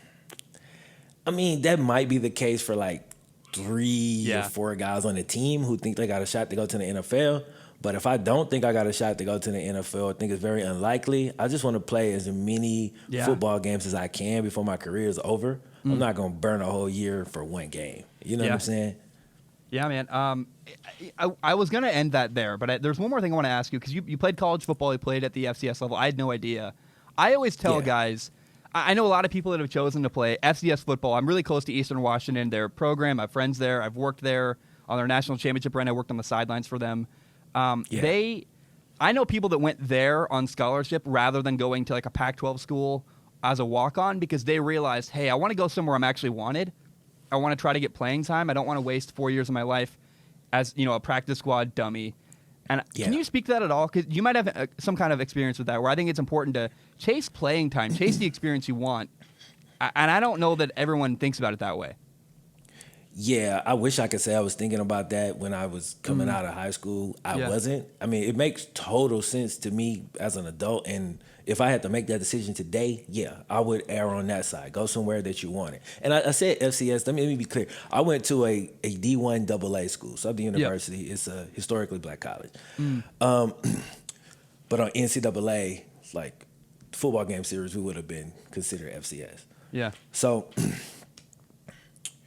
for me, I just didn't. I didn't have the experiences, man. I just really didn't know. I didn't know no better. I'm from a small place, so I went to Southern University in Baton Rouge, Louisiana. Coming from where I come from was like going to LSU. It's like the same thing. You know what I'm saying? I You're in the didn't same really town. even understand the differences. Yeah, I didn't understand the differences in the schools until I got there. It was much later because that's just not something that where I'm from. The biggest schools are like Alcorn State University, where Steve McNair played at, which is right down the street from my house, by the way. Another D1 AA school, HBCU. And so I didn't even understand like the difference in like the SEC and like the SWAC. You know what I'm saying? Like I didn't really get it. So yeah, it really wasn't something I thought about. I only sent my tape. This is how little ambition I had. I only sent my tape because I didn't go to any camps. Every time you had like a football camp, we also had a basketball game. I was a basketball player, so I wasn't worried about no camp. I was going hoop. You know, dumb decision in hindsight, but this was my mindset. But yeah, I sent my tape to only SWAC schools. Every last one of them offered me a scholarship. I went on 2 visits. I went to Southern and I went to Jackson State. And I was supposed to go to all of them, but I just felt like it was kind of a waste of time. Wow. I was like, bro, because I was about to leave forever. Like I'm about to leave my hometown, and I'm kind of the man here. You know what I'm saying? Yeah. And I knew when I left, I was gonna have to start all the way over. So like, I kind of want to just spend this time at home. You know what I'm saying? And so I went on 2 visits, and I was like, all right. I went and looked at the stats on their websites. Which receivers had the most yards? This is what I looked at. And I was like, okay, they throw the ball a lot. I'm going to go there. Don't really matter where I go. I'm going to be the man, no problem. And, dumb decision in hindsight, the way I made it, but that's exactly how I made it. I didn't even think that deeply about it. Like, I just assumed things would work out for me. Why the SWAC? I've never heard anyone say that they pursued only those schools and not bigger or not other places. Yeah. Just because, again, so where I grew up, man, Lorman, Mississippi. Again, Alcorn State is in Lorman. So I grew up on that campus. I'd walk to that campus every day to play basketball, football, whatever, with the college kids or whatever. So, and then Steve McNair at the time, it was Air McNair. He had bumper stickers on every car, my teacher's desk. There's pictures of him throughout my entire school. So to me, in this little small bubble that I'm in, I honestly, when I tell you, Steve McNair and Michael Jordan were like on the same level for me. Like I literally thought this. So I just really didn't understand, like I was saying, I understand the differences. So to me, going to the SWAC school, like that's great. Like everybody in my family wanted to play for Alcorn. Everybody I went to school with wanted to play for Jackson State. Like that's what everybody wanted to do. So when I had the opportunity to do it, I was the luckiest guy in the world. So to me, it was kind of a no-brainer. And so, that's really just me being naive, man. That's really what it came from. Turns out it was one of the best decisions I ever made. Like, not from a football standpoint, but I met my wife there. I met all my best friends who are still my best friends till this day. I met them all in college. You know what I'm saying? Like the experiences I had there really shaped who I became because I was a completely different person than I was when I went there. You know what I'm saying? It really shaped who I became, and like I damn sure don't regret it at all. Hey man, I guess last thing, have you ever been to Death Valley? No, not for a game. Really? Wow. I never. You lived in Baton Rouge for a while. I was curious. No interest. I had no interest, bro. It was unbelievable. I go to the bars and stuff after the game, but like I never had any interest in going to the games. I didn't even really watch the games. Like when I was there, I didn't even watch them on TV, man. Man, hey, I want to say thank you so much. This has been a great interview. You're awesome. You give me like way more time than I would have expected or would have wanted initially, man. Thank you so much. You're awesome. You're a great guest. Sure, bro. You're welcome back anytime. Man, thank you so much. You're awesome. For sure, man. I'm happy to be on, bro. Anytime you want me on, I come through. No problem. All right, my man. Thank you so much. Have a great day, and let's enjoy the football season. It's going to be awesome. Dude, it's only like 10 days away. It's crazy. It's right around the corner. Oh, my gosh. It's going to be awesome. Take care, man. Thank you so much. All right, dude. Bye. All right, let's shift gears. After my phone interview with FlemLo, and by the way, didn't you love that? That was great. I love him. Just a fun time. We talked way longer than I meant to. But after my phone interview with FlemLo, my dad came over. He sat right over there. And we had a conversation about the state of baseball and their unwritten rules. And it doesn't need any more introduction. My dad's a weirdo. He wears stupid sunglasses and he says things that I think are silly. His age is showing a little bit. God help him. He says words and tries to be hip that I don't understand, but it's fun. It's a good time. I hope you enjoy it. Take a listen. We'll play that right now. All right. Joining me now is my dad, Steven Schaumler. What's poppin', Zach? What's poppin'? Oh my God, I can't do the glasses. Don't make me regret having you on the show. No, we're going to have a lot of fun. By the way, I feel like I'm old school Zach or classic Zach because you're rocking the flannel today. I guess, yeah, it's not a Hawaiian shirt. But, I know, and when you wear that Hawaiian shirt, I'll tell you, that outfit is flat dripping, baby. I got to tell you. I don't know what you're saying. I don't know if you know what you're saying. I do know what I'm saying. Well, anyways, we should get started. You're dating yourself. Like, you're I want to say boomer, but I'm not cool enough to say that. I'm not a boomer. I'm an It's Xer. just funny. I bring the old guy on the show to talk about baseball. Is that telling about baseball, or is that, I don't know. Okay, as I say on one of my YouTube channels, Spark the Bonfire channel, I'm ready. You ready? Let's do this thing. All right, I gotta say first on the show, and not on the show, around the house. I refer to the Hawaiian shirt as the party shirt. It's just comfy. It's great. It's much better and not as hot as this. I don't know why I'm wearing this, but I like both actually. In all seriousness, I like the flannel look. I like the Hawaiian look. It's very, very good. All right, let's spill the tea. All facts, no printer. What's our topic? Come on now. Stop with it. You got it. These like weird young. I don't even say those things. I don't even. You don't even know what they mean. No, I don't think you do either. I'm not confident. Oh, speaking of outfits, You're saying drip and spill the tea and what's poppin'? All facts, no God, printer. yeah. But check this out, Such a by the dad. way. I am rocking my Strong Opinion Sports sweatshirt, and I got my Strong Opinion shirt under here. I'm doing a tight zoom to my face just as I look disappointed. Like, Oh, and I got my Strong Opinion Sports mug. I Yeah? tell you right now, that is one mighty fine flex. Jesus Christ! Stop it! No, we can't. You know, I'm gonna leave this in the full episode. I'm cutting it out of the breakout. I'm not leaving all No, this. don't cut it out of the nonsense breakout. in. Come on now. People love it. What's the topic? I want to talk about baseball. Some of the unwritten rules are. They're discouraging me from liking the league. And I know that I'm really careful when I talk about baseball because I like the sport of baseball. But I don't. Major League Baseball right now has really been. I mean, what did I do as a kid? I pitched. I played baseball as a kid. I love the sport. And the sport is great. I go watch Portland Pickles games last summer when they're happening. But Major League Baseball right now is really turning me off with all their. It's a lot of stuff, but the unwritten rules certainly are not helping.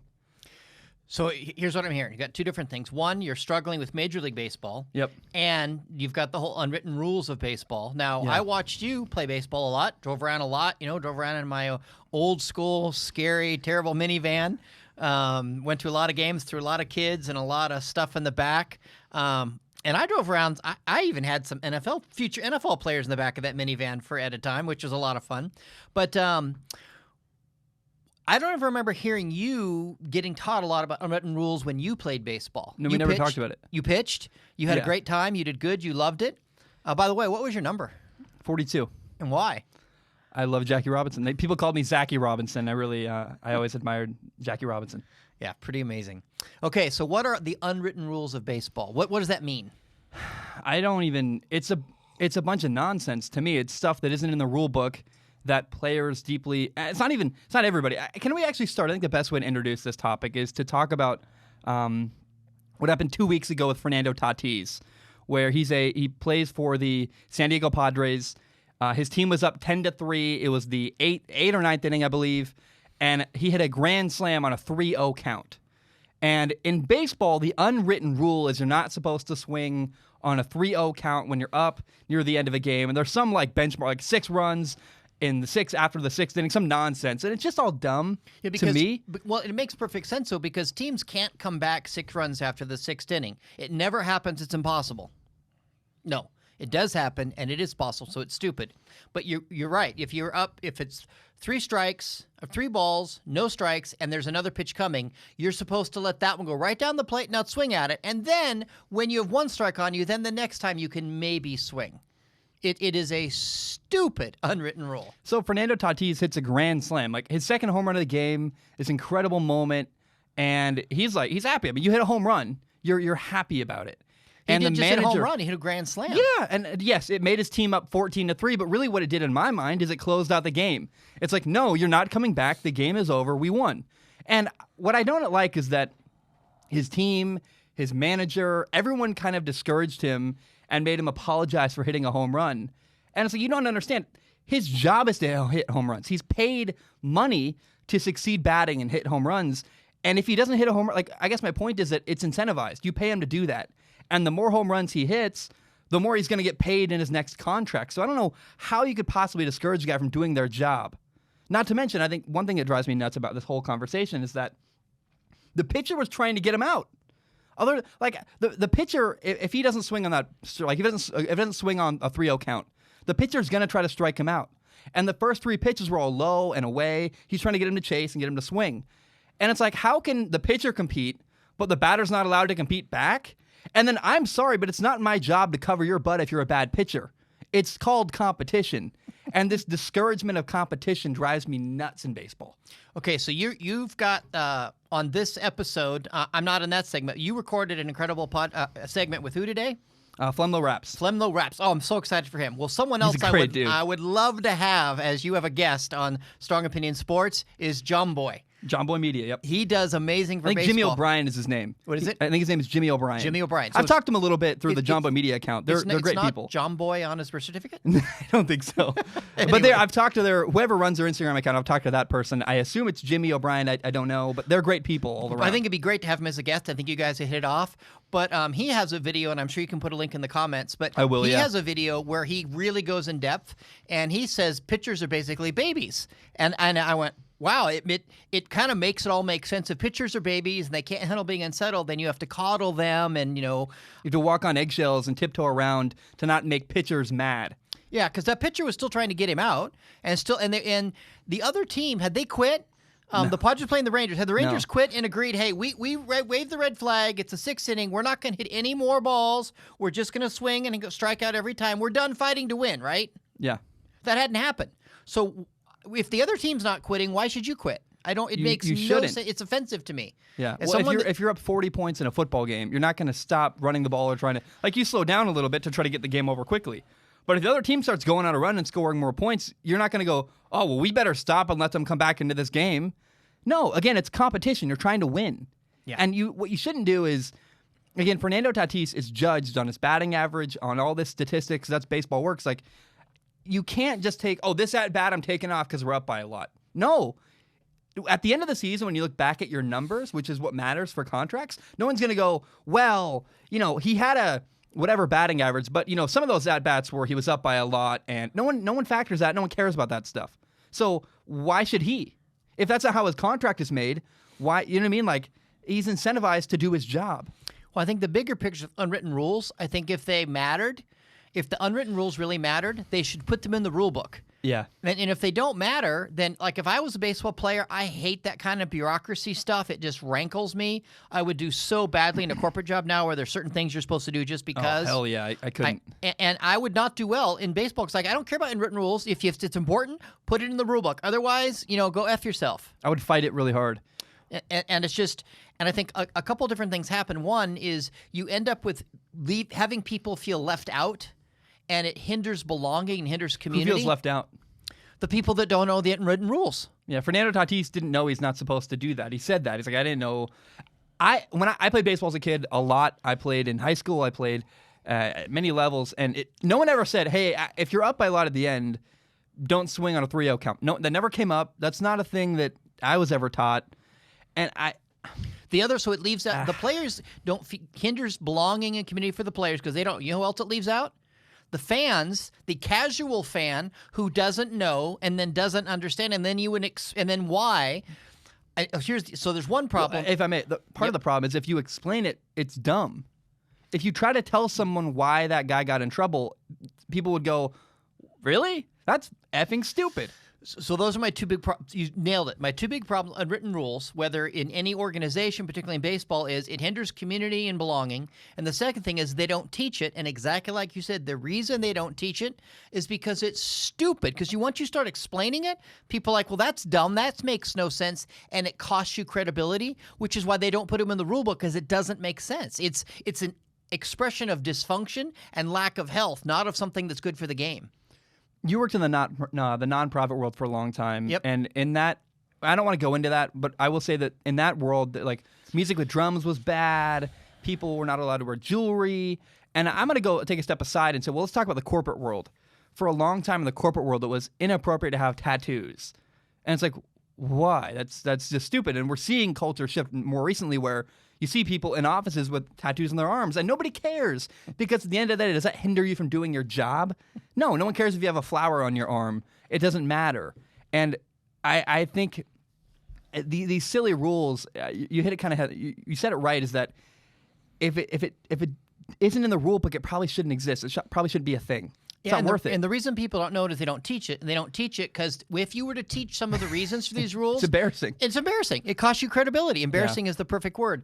And I think, there's this whole get off my lawn, the whole old man syndrome. Yeah. And, reading what the Rangers manager said after the game, it's like, dude, you are so an old man, get off my lawn.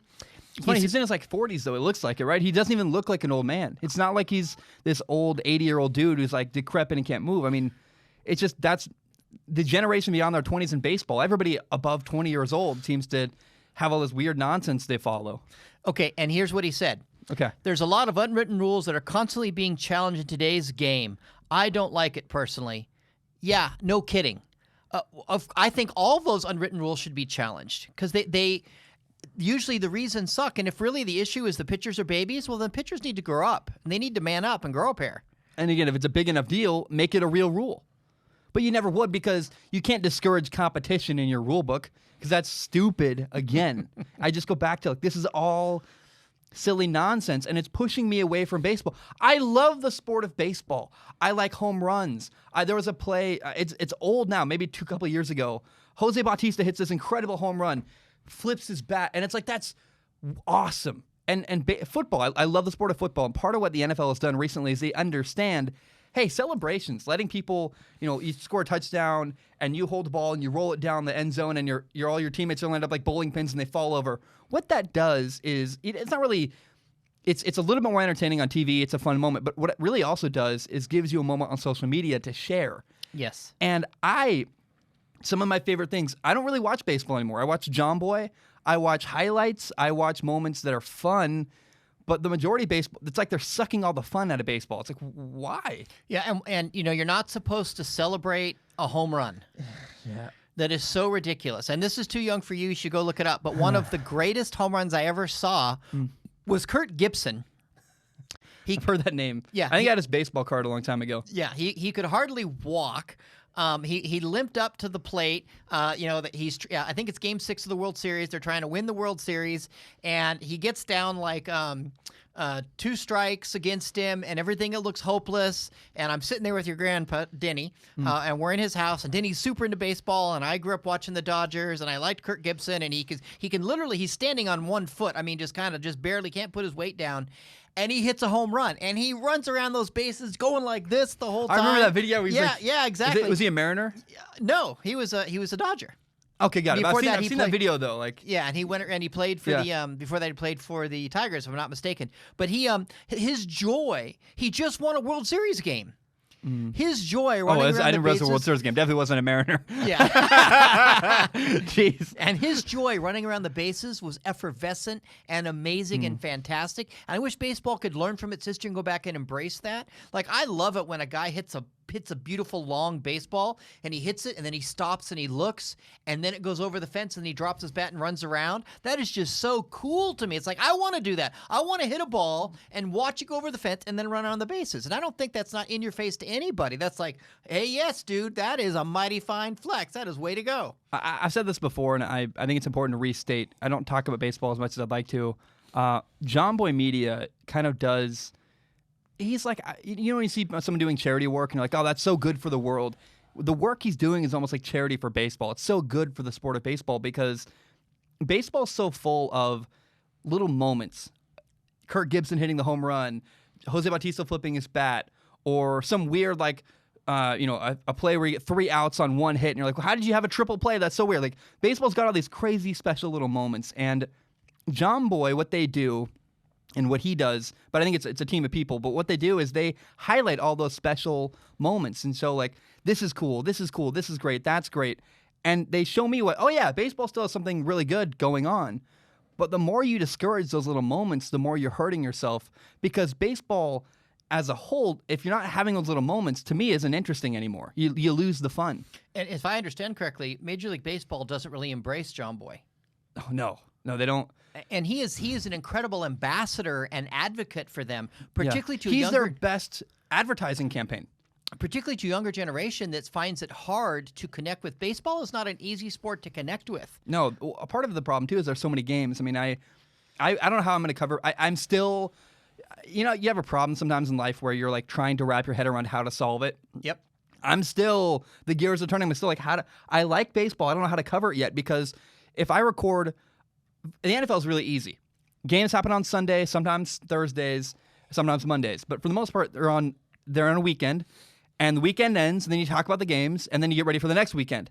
Baseball there's a game Tuesday, Wednesday, Thursday, Friday, Saturday, and like, how do I talk about a game from Tuesday on Wednesday the next day when by the time I'm recording, it's probably the next game's already happening? It's like, even whether I'm following or even if I'm not talking about baseball, just trying to understand what's going on, I can't follow all the storylines because it's literally like too many. I'm being bombarded with information. Like I can't. What baseball's geared towards, I think, is people that want to sit and watch only their team every single day. You can't follow the whole league. You can only really follow one team at a time if you watch that team every single day they're on. Well, and you know, to quote my friend Jerry, the way that your gyros are set is you watch, if you're going to do a film analysis, you just finished your TJ Watt film analysis. Yep. Great video. You watched all 16 games. Yep.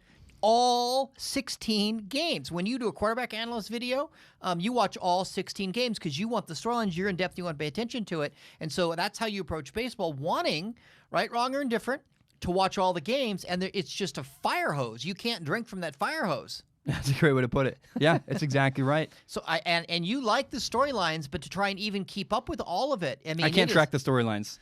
Basketball's tough, but I can because at least there's a day between games. But I just can't do baseball. It makes me maybe sad. If you do, eventually in the future, maybe if you cover baseball, you'll just pick two teams, and you just kind of follow those teams. Or I pick a season. game once a week I watch, and I just say, like, I can only cover one game a week. I don't have an answer yet. I'm still trying to figure it out. Yeah, but what I don't want to do is like, well, what if I pick these two teams and there's a young emerging team I want to talk about and I can't even get to them because there's two, you know what I mean? Like I don't like that. I want to be able to talk about everything I can and follow everything, and I just can't. And here's what's funny is that even though you struggle mightily with Major League Baseball, the amount of games and the stupid unwritten rules and the whole way they do things, you still love baseball. And I want to watch baseball. Right, exactly. What they have is a good product if they can figure out how to get it to me and do it the right way. Like I keep trying, and baseball keeps breaking my heart over this, especially 2020, the way they've done things, and with the Astros, and they wouldn't play games for a long time, and the Marlins. They keep hurting me as a fan of the sport, and I can't. I feel like they're pushing me away, and I don't want to be pushed away. I'm like, I don't want to break up with you guys, but if you're not gonna, I can't keep doing this. It's like going out with a friend, and every time you go out with a friend, they just get stark raving drunk. And you're like, I like you, but you make a big scene and get stark raving drunk. I'm not going to go out with you anymore because you're not behaving in a way that's helpful. Or even more, it's like you go out with, maybe this is not probably what's really happening. Maybe this is how I feel, though. Okay. It's like I'm going out with a friend and they just are mean to me every time I hang out with them. And after a while, you're like, I miss the good old days when you weren't mean to me, when hanging out with you wasn't a negative experience. I miss hanging out with you when it was good and it was fun. And the last 30 times I've hung out with Major League Baseball, it's been negative and not good and not fun, and I miss the good old days. And again, what I like about John Boy is he shows me those moments and reminds me of those good moments, but baseball keeps, for whatever reason, can't get their act together and stop from hurting me as a fan. Well, and I'm so sorry, but it makes me sad because I don't want to break up with baseball. I want to be a fan. I want to follow them, and I keep trying, and it's not working for me. What other sports does John Boy Media cover? I think he occasionally covers the NFL and like some random weird stuff. But he's like baseball focus. Yeah, like every once in a while there'll be like some random. I think there was like diving video I made the other day where like they had some weird Norwegian competition. Yeah, drunk diving in Norway. Yeah, he follows like funny because I think part of what John Boy does too is he's a good storyteller. Yeah, and if you send him a good story, it's like, oh hell yeah, I'll make a video about this weird random thing. But that's not. His bread and butter is baseball. And he primarily does baseball, which it makes sense. If you're going to do baseball, you kind of really, like he does, it would be hard for him to do the NFL and baseball and the NBA the way he does baseball. Yep. Because there's just a lot to digest and consume and figure out. Here's what I'm going to focus on and talk think about. of every team plays 162 games. There's 30 teams. I mean, he can make Major League Baseball content. The season can end, and he can go back to like, let's talk about what happened in June and July and January. Like, he can go back and talk about anything he wants to all year, kind of like I do with film analysis, actually. There's really no off season for John Boy because there's so much content. There's no way he can cover everything he wants to during the season. He just goes back and talks about what he couldn't hit on the season. And fans of that team or that player watch it. And 162 games to me is just ridiculous. It is ridiculous. Say it out loud. The team you follow that you like is going to play 162 games. Who pickled their brains? Come on now. Can we do 82 and have a day off in between each one? I mean, that's... How about 60? I like the 60-game season. I think that'd be great. 60 games, all the games matter. Make it happen. And what's sad, too, is I thought that the shorter season was going to be... I thought this was I was like, if I'm ever going to finally come back to baseball, this is the time because they're playing a shorter season. It's going to be interesting. There's a tense playoff atmosphere, and they keep wasting it. They keep with the Marlins idiocy, now the unwritten rules nonsense. I'm wondering, like, am I not a fan of Major League Baseball? I like baseball, the sport, but am I just not a person who likes Major League Baseball? And what's sad to me too is that if you say anything negative about baseball, if you criticize anything, Major League Baseball fans just attack you and come after you. It's like, okay, you guys can all be mean, quiet weirdos in your corner. Like, weirdo's not the right word there, but I didn't want to say a-hole. But it's like, you guys can all grumpy old men. Get off my lawn, grumpy old men. You can all be grumpy in the corner, but no one's gonna. After a while, your party's gonna go away, and no one's gonna be there. Like I just don't. Well, because they're defending things that don't make sense and don't have credibility. And other sports are growing, and they're not. I don't know. All right, I think we beat this horse. It's been fun to be on be once again Strong Opinion Sports. I think you should have me on every 6 to 12 months. I love that. I think it's great. Once or twice a year. Once or twice, exactly. Come talk crap about the Bengals and leave. Oh, hey. Hey, we had FlemLo on today, and we don't hate the Bengals. I wish I had an indoor practice facility. Oh man, I don't know. Love me some Cincinnati. I gotta say that. Gosh. Cincinnati's a great little town. Here's a good time to say all this before you go. We've been talking a little longer than I wanted to, but it's okay. People don't seem to understand that just because you are critical, you use critical analysis, you think about something and go, I don't like X, doesn't mean you're a hater. Doesn't mean you. I love Cincinnati. I want the Bengals to work. I want Joe Burrow to work. I like Major League Baseball. I want it to work. I want it to be good. I want it. Just because I'm critical of something doesn't mean I hate it. I think what I always say, and it's kind of silly and stupid, but I love Nintendo. They're a great company. I love their video games. I like their stuff. They made a video game console called the Wii U. And it's like, first of all, it wasn't clear that, it's not the Wii. It's like a different, separate thing. It's a terrible name. It had this crappy controller that sucked. It was an effing nightmare. It was not a good console. And even though I love Nintendo, I love their games, I love Mario, I love Zelda, I love all the stuff they do, I'm not going to support that. Like, you better bring your A game or I'm not going to support you. And by criticizing Nintendo, everyone did. No one bought the console. No one supported them. What we got was a great thing that they followed up with the Nintendo Switch. And so it's healthy to have an environment where you criticize and you talk about stuff you don't like, because what it does is forces people to grow and change, hopefully. Okay, but the reason they don't teach the rules in baseball, the unwritten rules, is because it's embarrassing, because they don't make a lot of sense and you cost you credibility, right? Yeah. The reason that there's certain cultures where you can't say what's wrong with the cultures, whether it's business or the nonprofit let's talk about world. Ferrari and Formula One. You can't say anything about Ferrari or else you get fired. And that it's an unhealthy environment, because all it does is breed all kinds of secrecy and quietness. And that's where I was going. That's why Ferrari's terrible right now in Formula One, is because they're really dysfunctional. They can't talk about stuff. There's no dialogue. There's no conversation. It's, if you say anything bad, you're fired. But if you don't say anything bad, we're not going to win and succeed. You can't have everyone saying yes all the time. Doesn't work. And in cultures where you can't say anything, you can't be honest without getting attacked, those are unhealthy cultures, and those eventually, they just don't work, and they create a kind of thing that is just very, very unpleasant. I totally agree. Dad, thank you so much for being here. Love you so much. Love you. Proud of you. Love me some Strong Opinion Sports. My favorite sportscaster, Zach Schaumler. All right. I hope you enjoyed that conversation between my dad and I. It is now, what time is it? It's 2:38 in the morning here in the Portland area where I live. I guess like downtown Portland's like burning to the ground, which is neither here nor there. But I mean, I technically live in the Vancouver, Washington area, which is, I would call, a suburb of Portland. But again, it's 2:38 in the morning. And do you know what that means? That means it's time for Ask Zach, my favorite part of the show, where we read questions from the audience. In case you don't know how it works, you go to patreon.com/Zach Schaumler. You can give $1 a month. Please do. It literally helps pay my rent. You can give $1 a month. You can give more if you want to. Again, every dollar counts. It helps me a ton. But just a simple $1 a month gives you access to submit questions on Patreon. And here's how it works. If you submit a question, I do not guarantee to read your question on the show. My only guarantee is that I look at every single question with my eyeballs, and then I pick the top couple to read on the show. And so the first question of the day is from Justin. Justin writes in, he says, "Hi, Zach. Out of all the rookie non-quarterbacks drafted this year," these are guys who are not quarterbacks, "out of all of those guys drafted this year, who do you expect to have the most dominant performance this season?" Four dudes came to mind for me. Number one, who's going to be most dominant? I think it's Chase Young out of Washington. He's a defensive end. He was the best non-quarterback drafted in the NFL draft this year. It's really not fair to compare quarterbacks to other positions because it's just their own thing. Quarterbacks are like centers in basketball, where they're their own thing. It's hard to judge them against other positions because they're so different, and the positions they play are so different. The roles they play on their team are so different and unique. But I would not want to play against Chase Young, the defensive end out of Ohio State. He is a nightmare to block. He makes me want to watch Washington this year. I want to watch Chase Young. I want to watch Dwayne Haskins.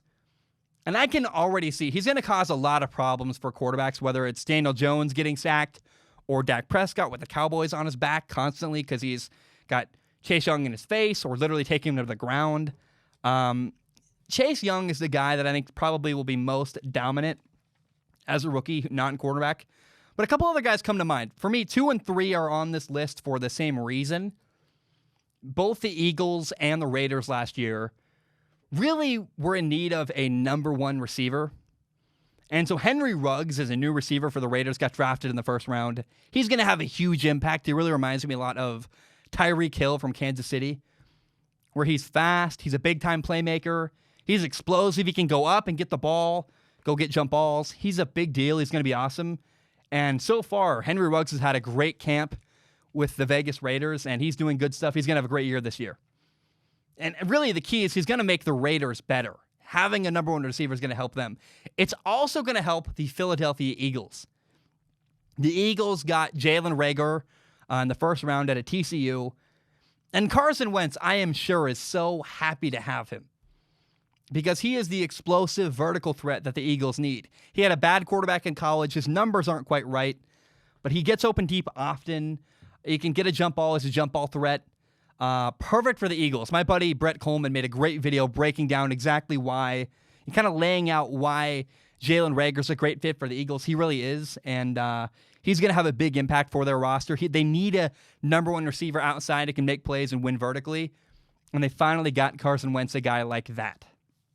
Number 4, someone no one's really talking about, Clyde Edwards-Helaire.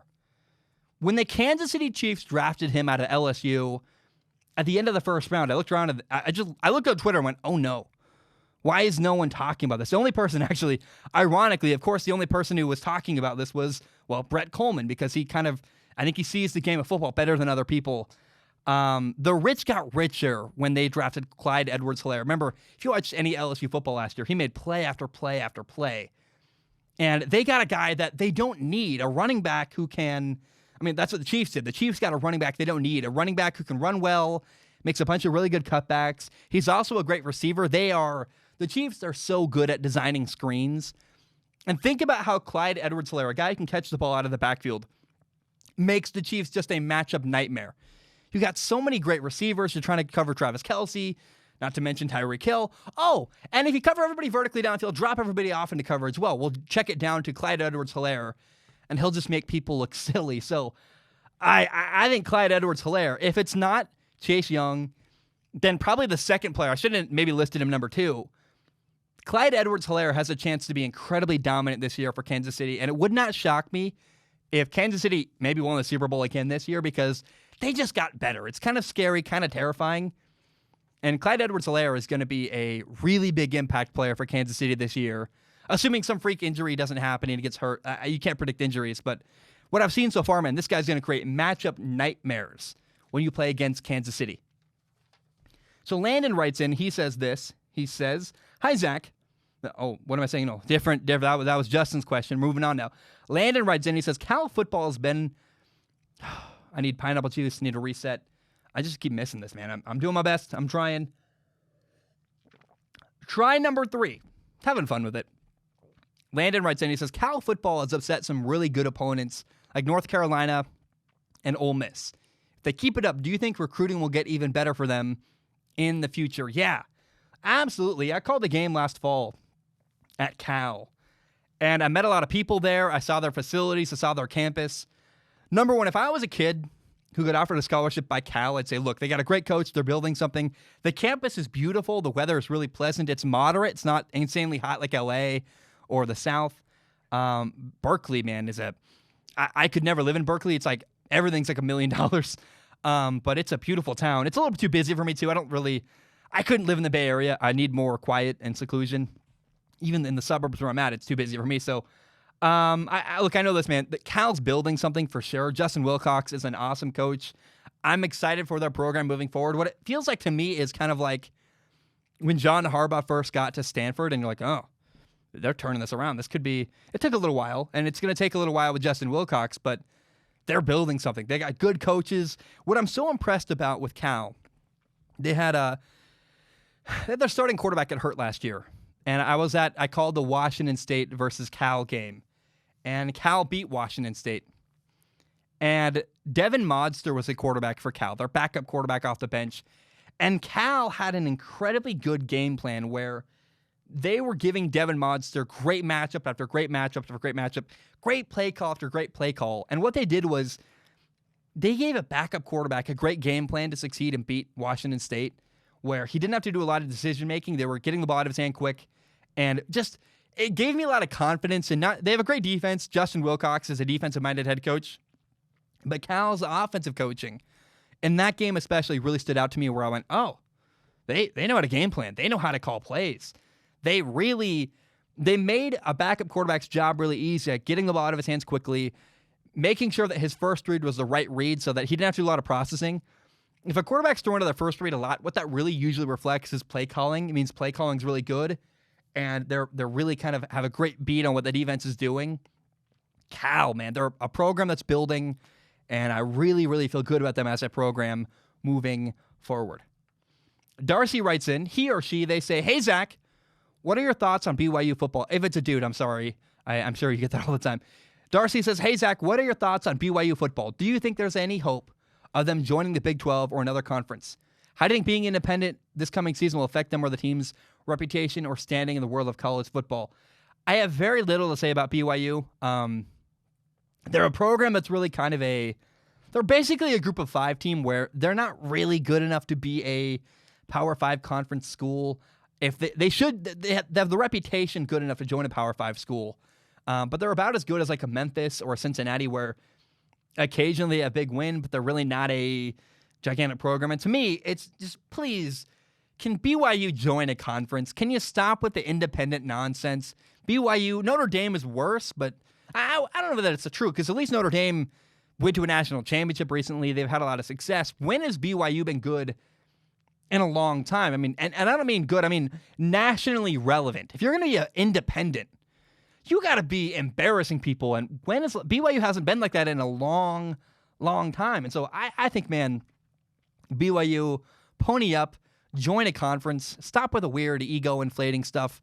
I've never been to Provo, Utah, but I've been to Salt Lake City. Look, I like it down there. It's actually not terrible. And I hear there's good lake nearby, not Salt Lake, obviously. I mean, other lakes are in that area. And so Provo, man, I'm sure it's not a terrible place to be. I'm sure it's pretty and, I don't know. We'll not get into it anymore, but I join a conference. That's all I'm saying. Please, please, please, BYU, join a college football conference. Okay, next question is from With Your Eyeballs. They write in, they said, what is the best sound in sports? A swish, a crack of the bat, a crushing tackle, a perfect drive off a tee, etc. What is the best sound in sports? To me, right, the best sound in sports. And I'm going to share my runner-ups first. My runner-ups were maybe a home run, like a crack of a home run. Sounds great. An F1 engine. Oh my gosh. Down the straightaway. An F1 engine accelerating. Maybe my second favorite sound in sports. Maybe Al Michaels' voice. You ever heard Al Michaels calling baseball or a Sunday night football game? Al Michaels is phenomenal. But to me, the best sound in sports comes from the NBA. It's that sound of a swish. When Damian Lillard hits a 35-point jump shot, and you're like, oh, it sounds so good. At sound, I don't really care what the shot looks like. It's the sound. The swish sound is the best sound in sports to me.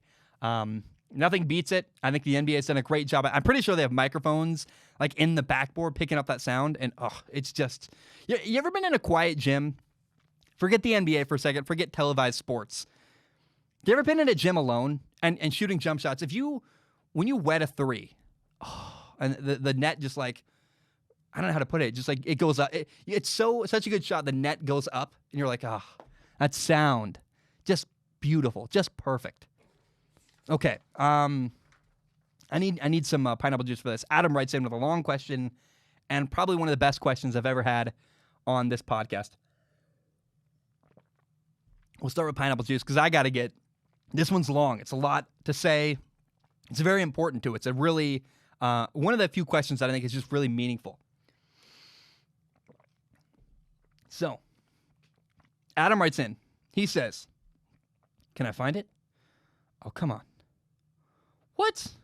Hold on. I got to go find it. My stupid phone sucks really bad. So, Adam writes in. He says, hi, Zach. You're a great YouTuber, and I love your podcast. You're very knowledgeable about sports, Adam. Thank you so much. He says, I played football, and I'm an aspiring coach. I don't know if you've done coaching or not, but you played longer than I did. Can you tell me a time when you were getting ready to play an opponent that in every facet of the game was better than you? Sort of like an FCS opponent not named North Dakota State. So let's say Sacramento State. Sort of like Sacramento State going up against a school like, say, Ohio State or Alabama, where every media outlet is expecting you to get blown out. What is the message like that week leading up to a game from the coaches? I know the objective is to win and play the best you can, but players are smart. And when I was a senior in high school, my varsity team went 1-8. The only win was coming against a 4A Gladstone, and we missed the postseason for the first time in a long time for the high school I went to. And the coaches at the beginning of summer knew that it was going to be a tough outing for the year, as the varsity team lost like 22 seniors, and the majority of my team did not have much varsity experience. In fact, only about 4 or so players returned from the previous year, and we had the league's toughest schedule by far, as nearly all the teams we played made the postseason the previous year and were slated to do it again that year as well. So I sort of remember the message, but I always had the mindset that we could win every game, but there were players on the team that did not have the same optimism as I did. And even before we started playing games, it showed. We got blown up at Wilsonville, whose quarterback was Connor Neville, good friend of mine. We got blown up by Central, got blown up by Springfield. Summit, who had Drew Bledsoe as their quarterback. I think he means Drew Bledsoe's son. Drew Bledsoe is the coach of Summit, I believe. That's in Bend, Oregon. What is a message like from a coach when you know a blowout is likely? Adam, one of the best questions I've ever been asked on this podcast. Let's take our time. This is complex. You need to handle this carefully. This topic is very important. And there are a lot of rah, high-energy coaches that kind of just say things out of their butt that handle a situation like this poorly.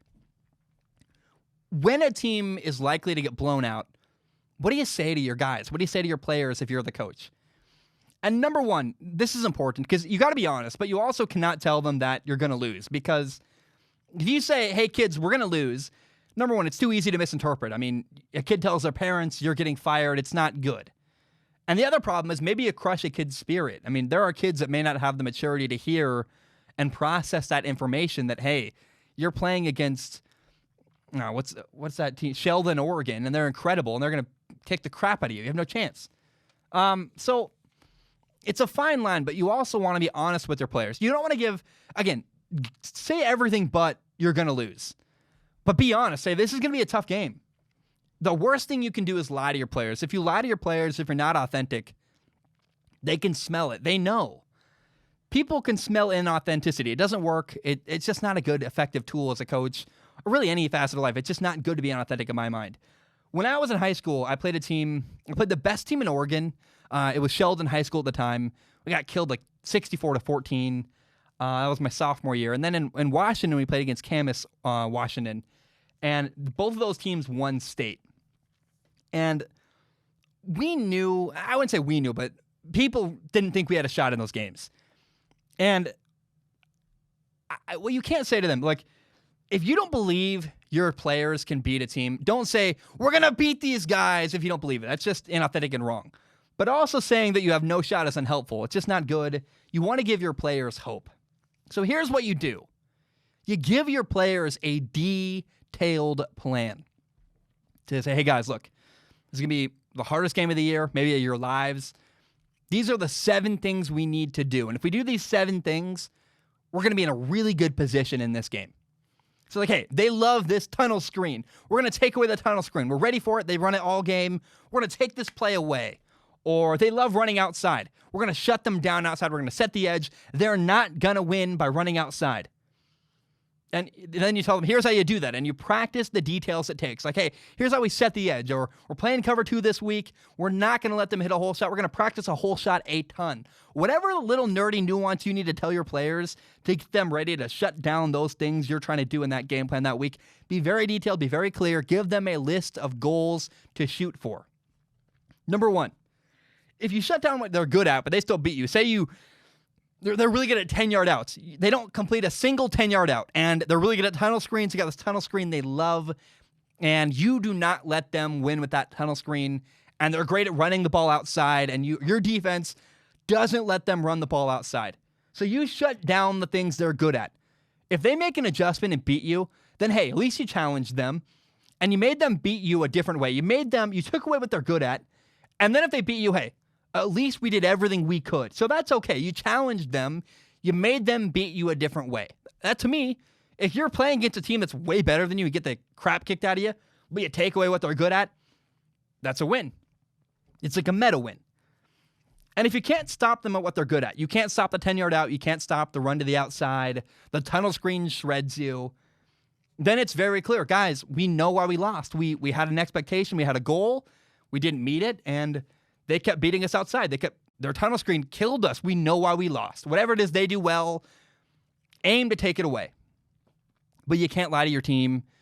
You can't take away their hope, but you got to be honest. Say everything but we're going to lose. You can't say we're going to lose. But look, say again, this will be the hardest game of your lives.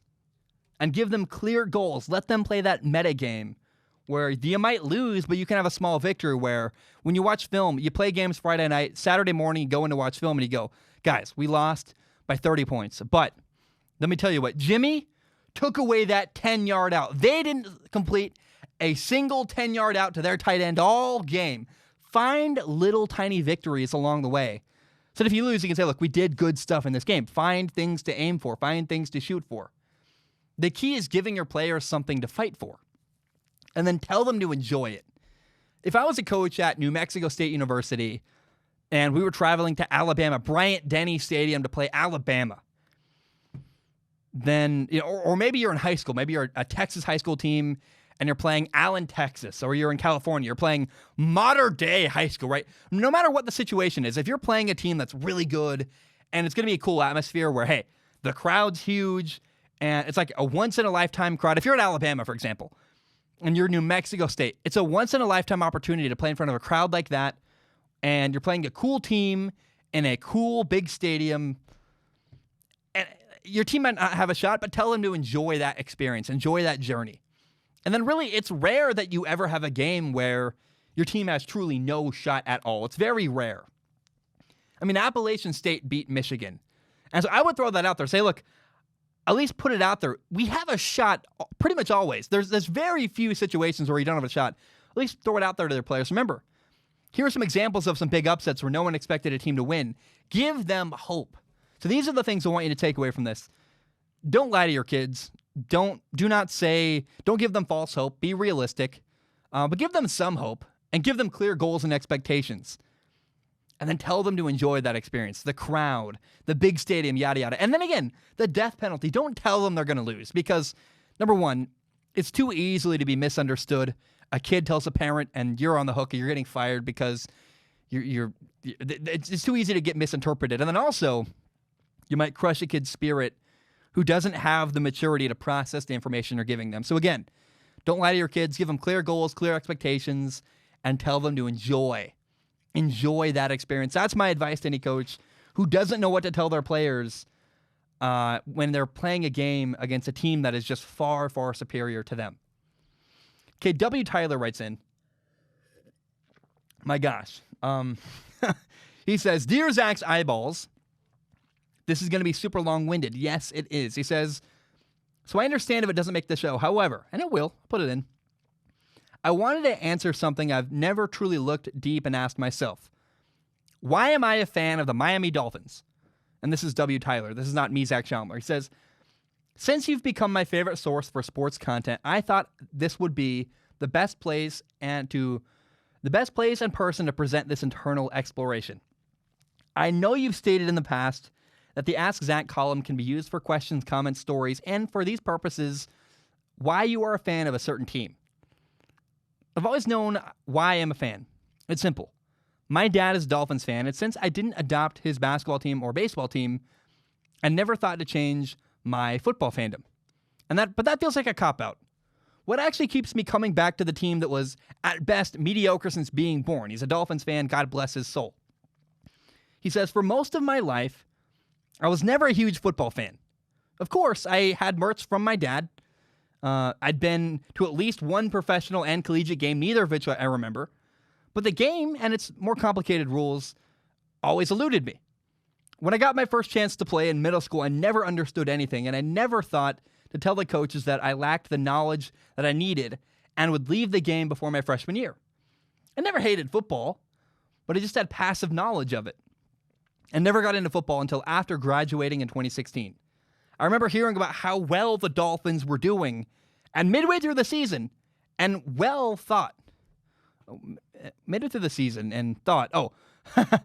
remember how well the Dolphins were doing midway through the season and thought, wow, the Dolphins were bad. I thought the Dolphins were bad.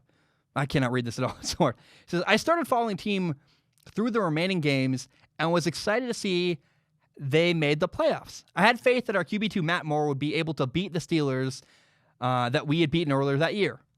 I learned what it meant to become a fan through hell and high water. As years have gone on, I learned more about the team and its players. I even found a new favorite player in Ryan Tannehill. I've learned some of the more advanced rules and joined fantasy leagues. I've become a huge fan of the game that, looking back, I wish when I had the opportunity to play, I became a huge fan of the game that I wish I was when I had the opportunity to play. It says he wished he knew the game better and was a bigger fan of the game when he played. It says, but I never thought about who to root for or why I stayed with Miami. Looking into this, it still comes back to my dad. My parents divorced very young, before I developed any memories of them together. My dad, a native Texan like me, started watching football during the rookie season of Dan Marino and found his favorite player. Ever since then, he's been a huge proponent for the team. My dad has been a huge part of my life, and I'm very lucky of how active he's been in it for me and my brother. I think the combination of the 2016 team igniting my love for the game and my connection to my dad is the reason I've been a fan of the team over 1,500 miles away, and I couldn't be happier for doing so. So long story short, he's a fan of the Dolphins because of his connection with his dad. I hope that lands. It's long. I hope it's interesting. It's hard to read. That's like a 1,000-word essay, but I thought it was interesting enough to make the show. I'll leave it in. I liked it. We're going to end the show this way. On Sunday, we had the Belgian Grand Prix at Spa.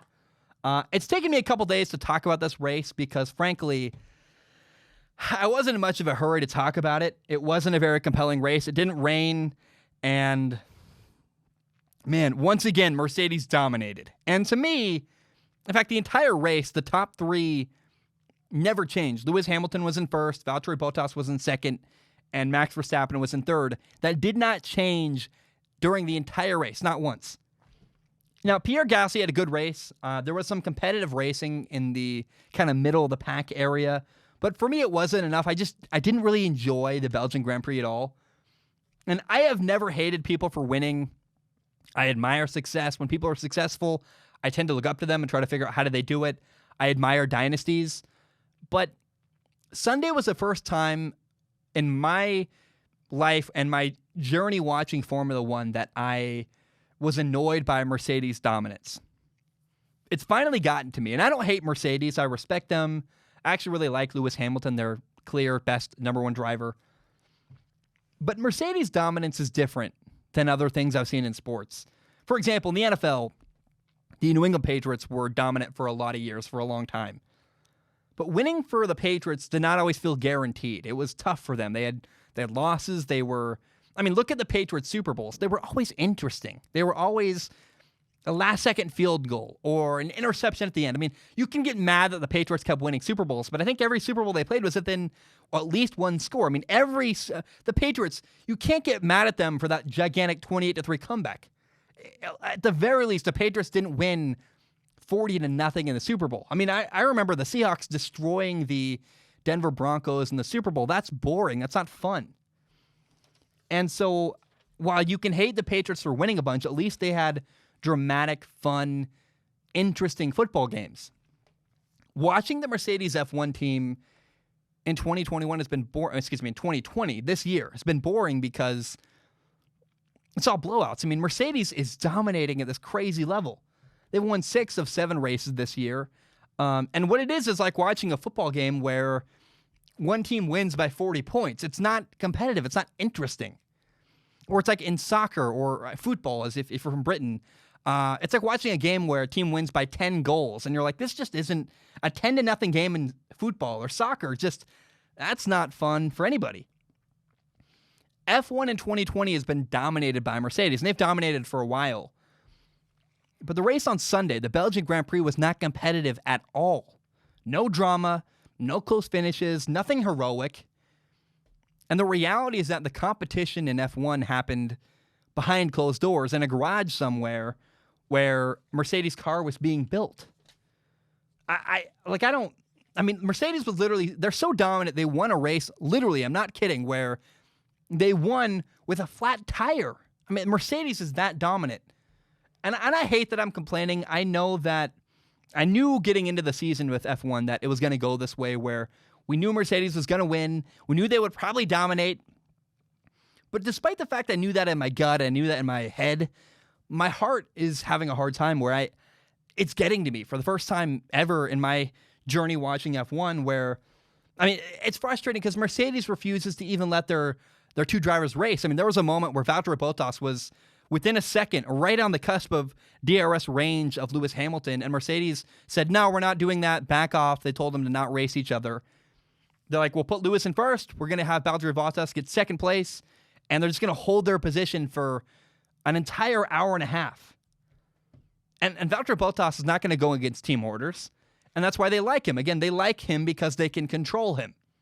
He's good enough, and Valtteri lets Lewis Hamilton be the star.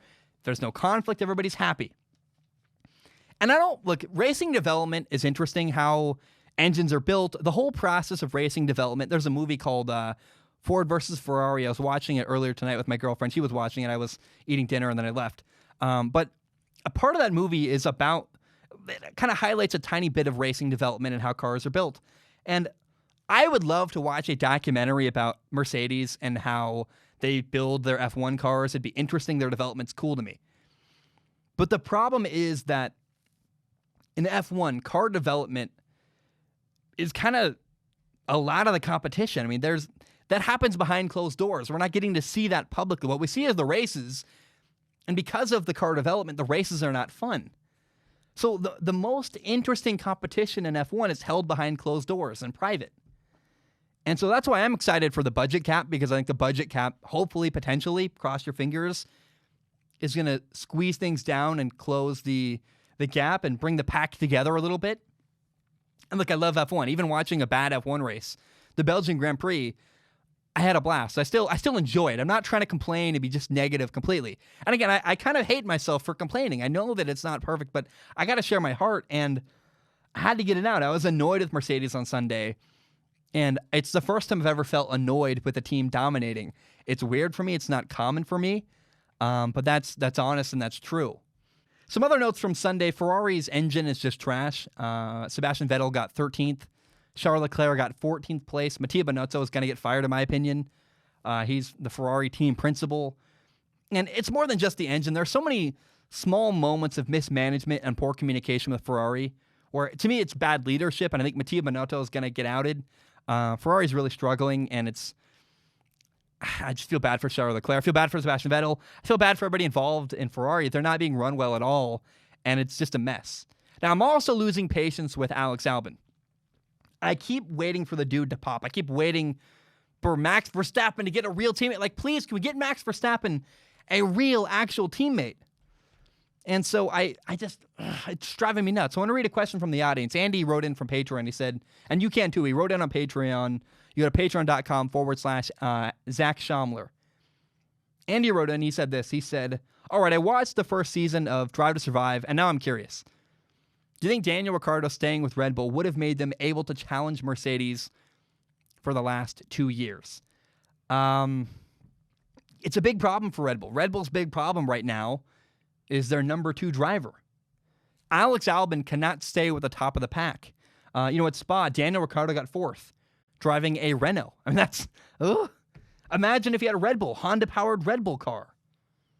I imagine that Red Bull regrets letting Daniel Ricciardo walk away. Where, would Danny Rick and Max Verstappen have challenged Mercedes? I think probably, yeah. Would their personalities have worked? I don't know. It's possible not, but it maybe could have. I mean, Daniel Ricciardo's not a, troublemaker. He's not a problem child. To me, Red Bull has an Alex Albon problem, and it's frustrating because it's like, come on. Like, I'm waiting and waiting, and he's not improving. He's not getting better. And he's driving the same car as Max Verstappen, and Max Verstappen is up at the top with Mercedes. So where's the pace? Why isn't the pace better? I'm just losing patience because Alex Albon right now is what's holding Red Bull back. Now, we have Monza coming up this weekend. I'm looking forward to it. It's going to be a fun time. I love F1. Again, even a bad F1 race is still a good time. I don't mean to be too Debbie Downer about Spa. It just could have been better, in my opinion. Now, the battle for third place is going to be fun as the year kind of comes to. We got a while left. I mean, there's a lot of races left. They added more even. But the current standings are that with number 3, in the number 3 spot, third in the standings, you have McLaren with 68 points. Number 4 is Racing Point with 66 points, even after a 15-point deduction. You have Ferrari in 5th place with 61 points, and Renault with 59 points. So it's a tight pack. McLaren, Racing Point, Ferrari, Renault. Ferrari is just getting worse and worse. I would not be surprised if Renault quickly passes them. Racing Point, to me, is the third best team on the grid because they really should be third. They got a points deduction, which is whatever. It just seems like silly politics. But I don't know, man. It's getting fun. The battle for third is going to be interesting as the year kind of closes out. I don't expect really anything to go weird at the top. I think it's going to be pretty clearly Mercedes, then Red Bull. Mercedes is dominant. Red Bull is the best team out of the pack that's not named Mercedes. But again, they have an Alex Albon problem. They can't challenge Mercedes because their number 2 driver isn't getting better and isn't making progress. So it's going to be Mercedes, it's going to be Red Bull, and then who knows after that? Maybe kind of the other fun narrative is, can Max Verstappen get second place? I think so. But we'll just keep watching, keep finding out. Guys, that's all I have today. Thank you so very much for tuning in. Hope you have a great day. And that's all I have. Ba-dum-bum, bam, we are done.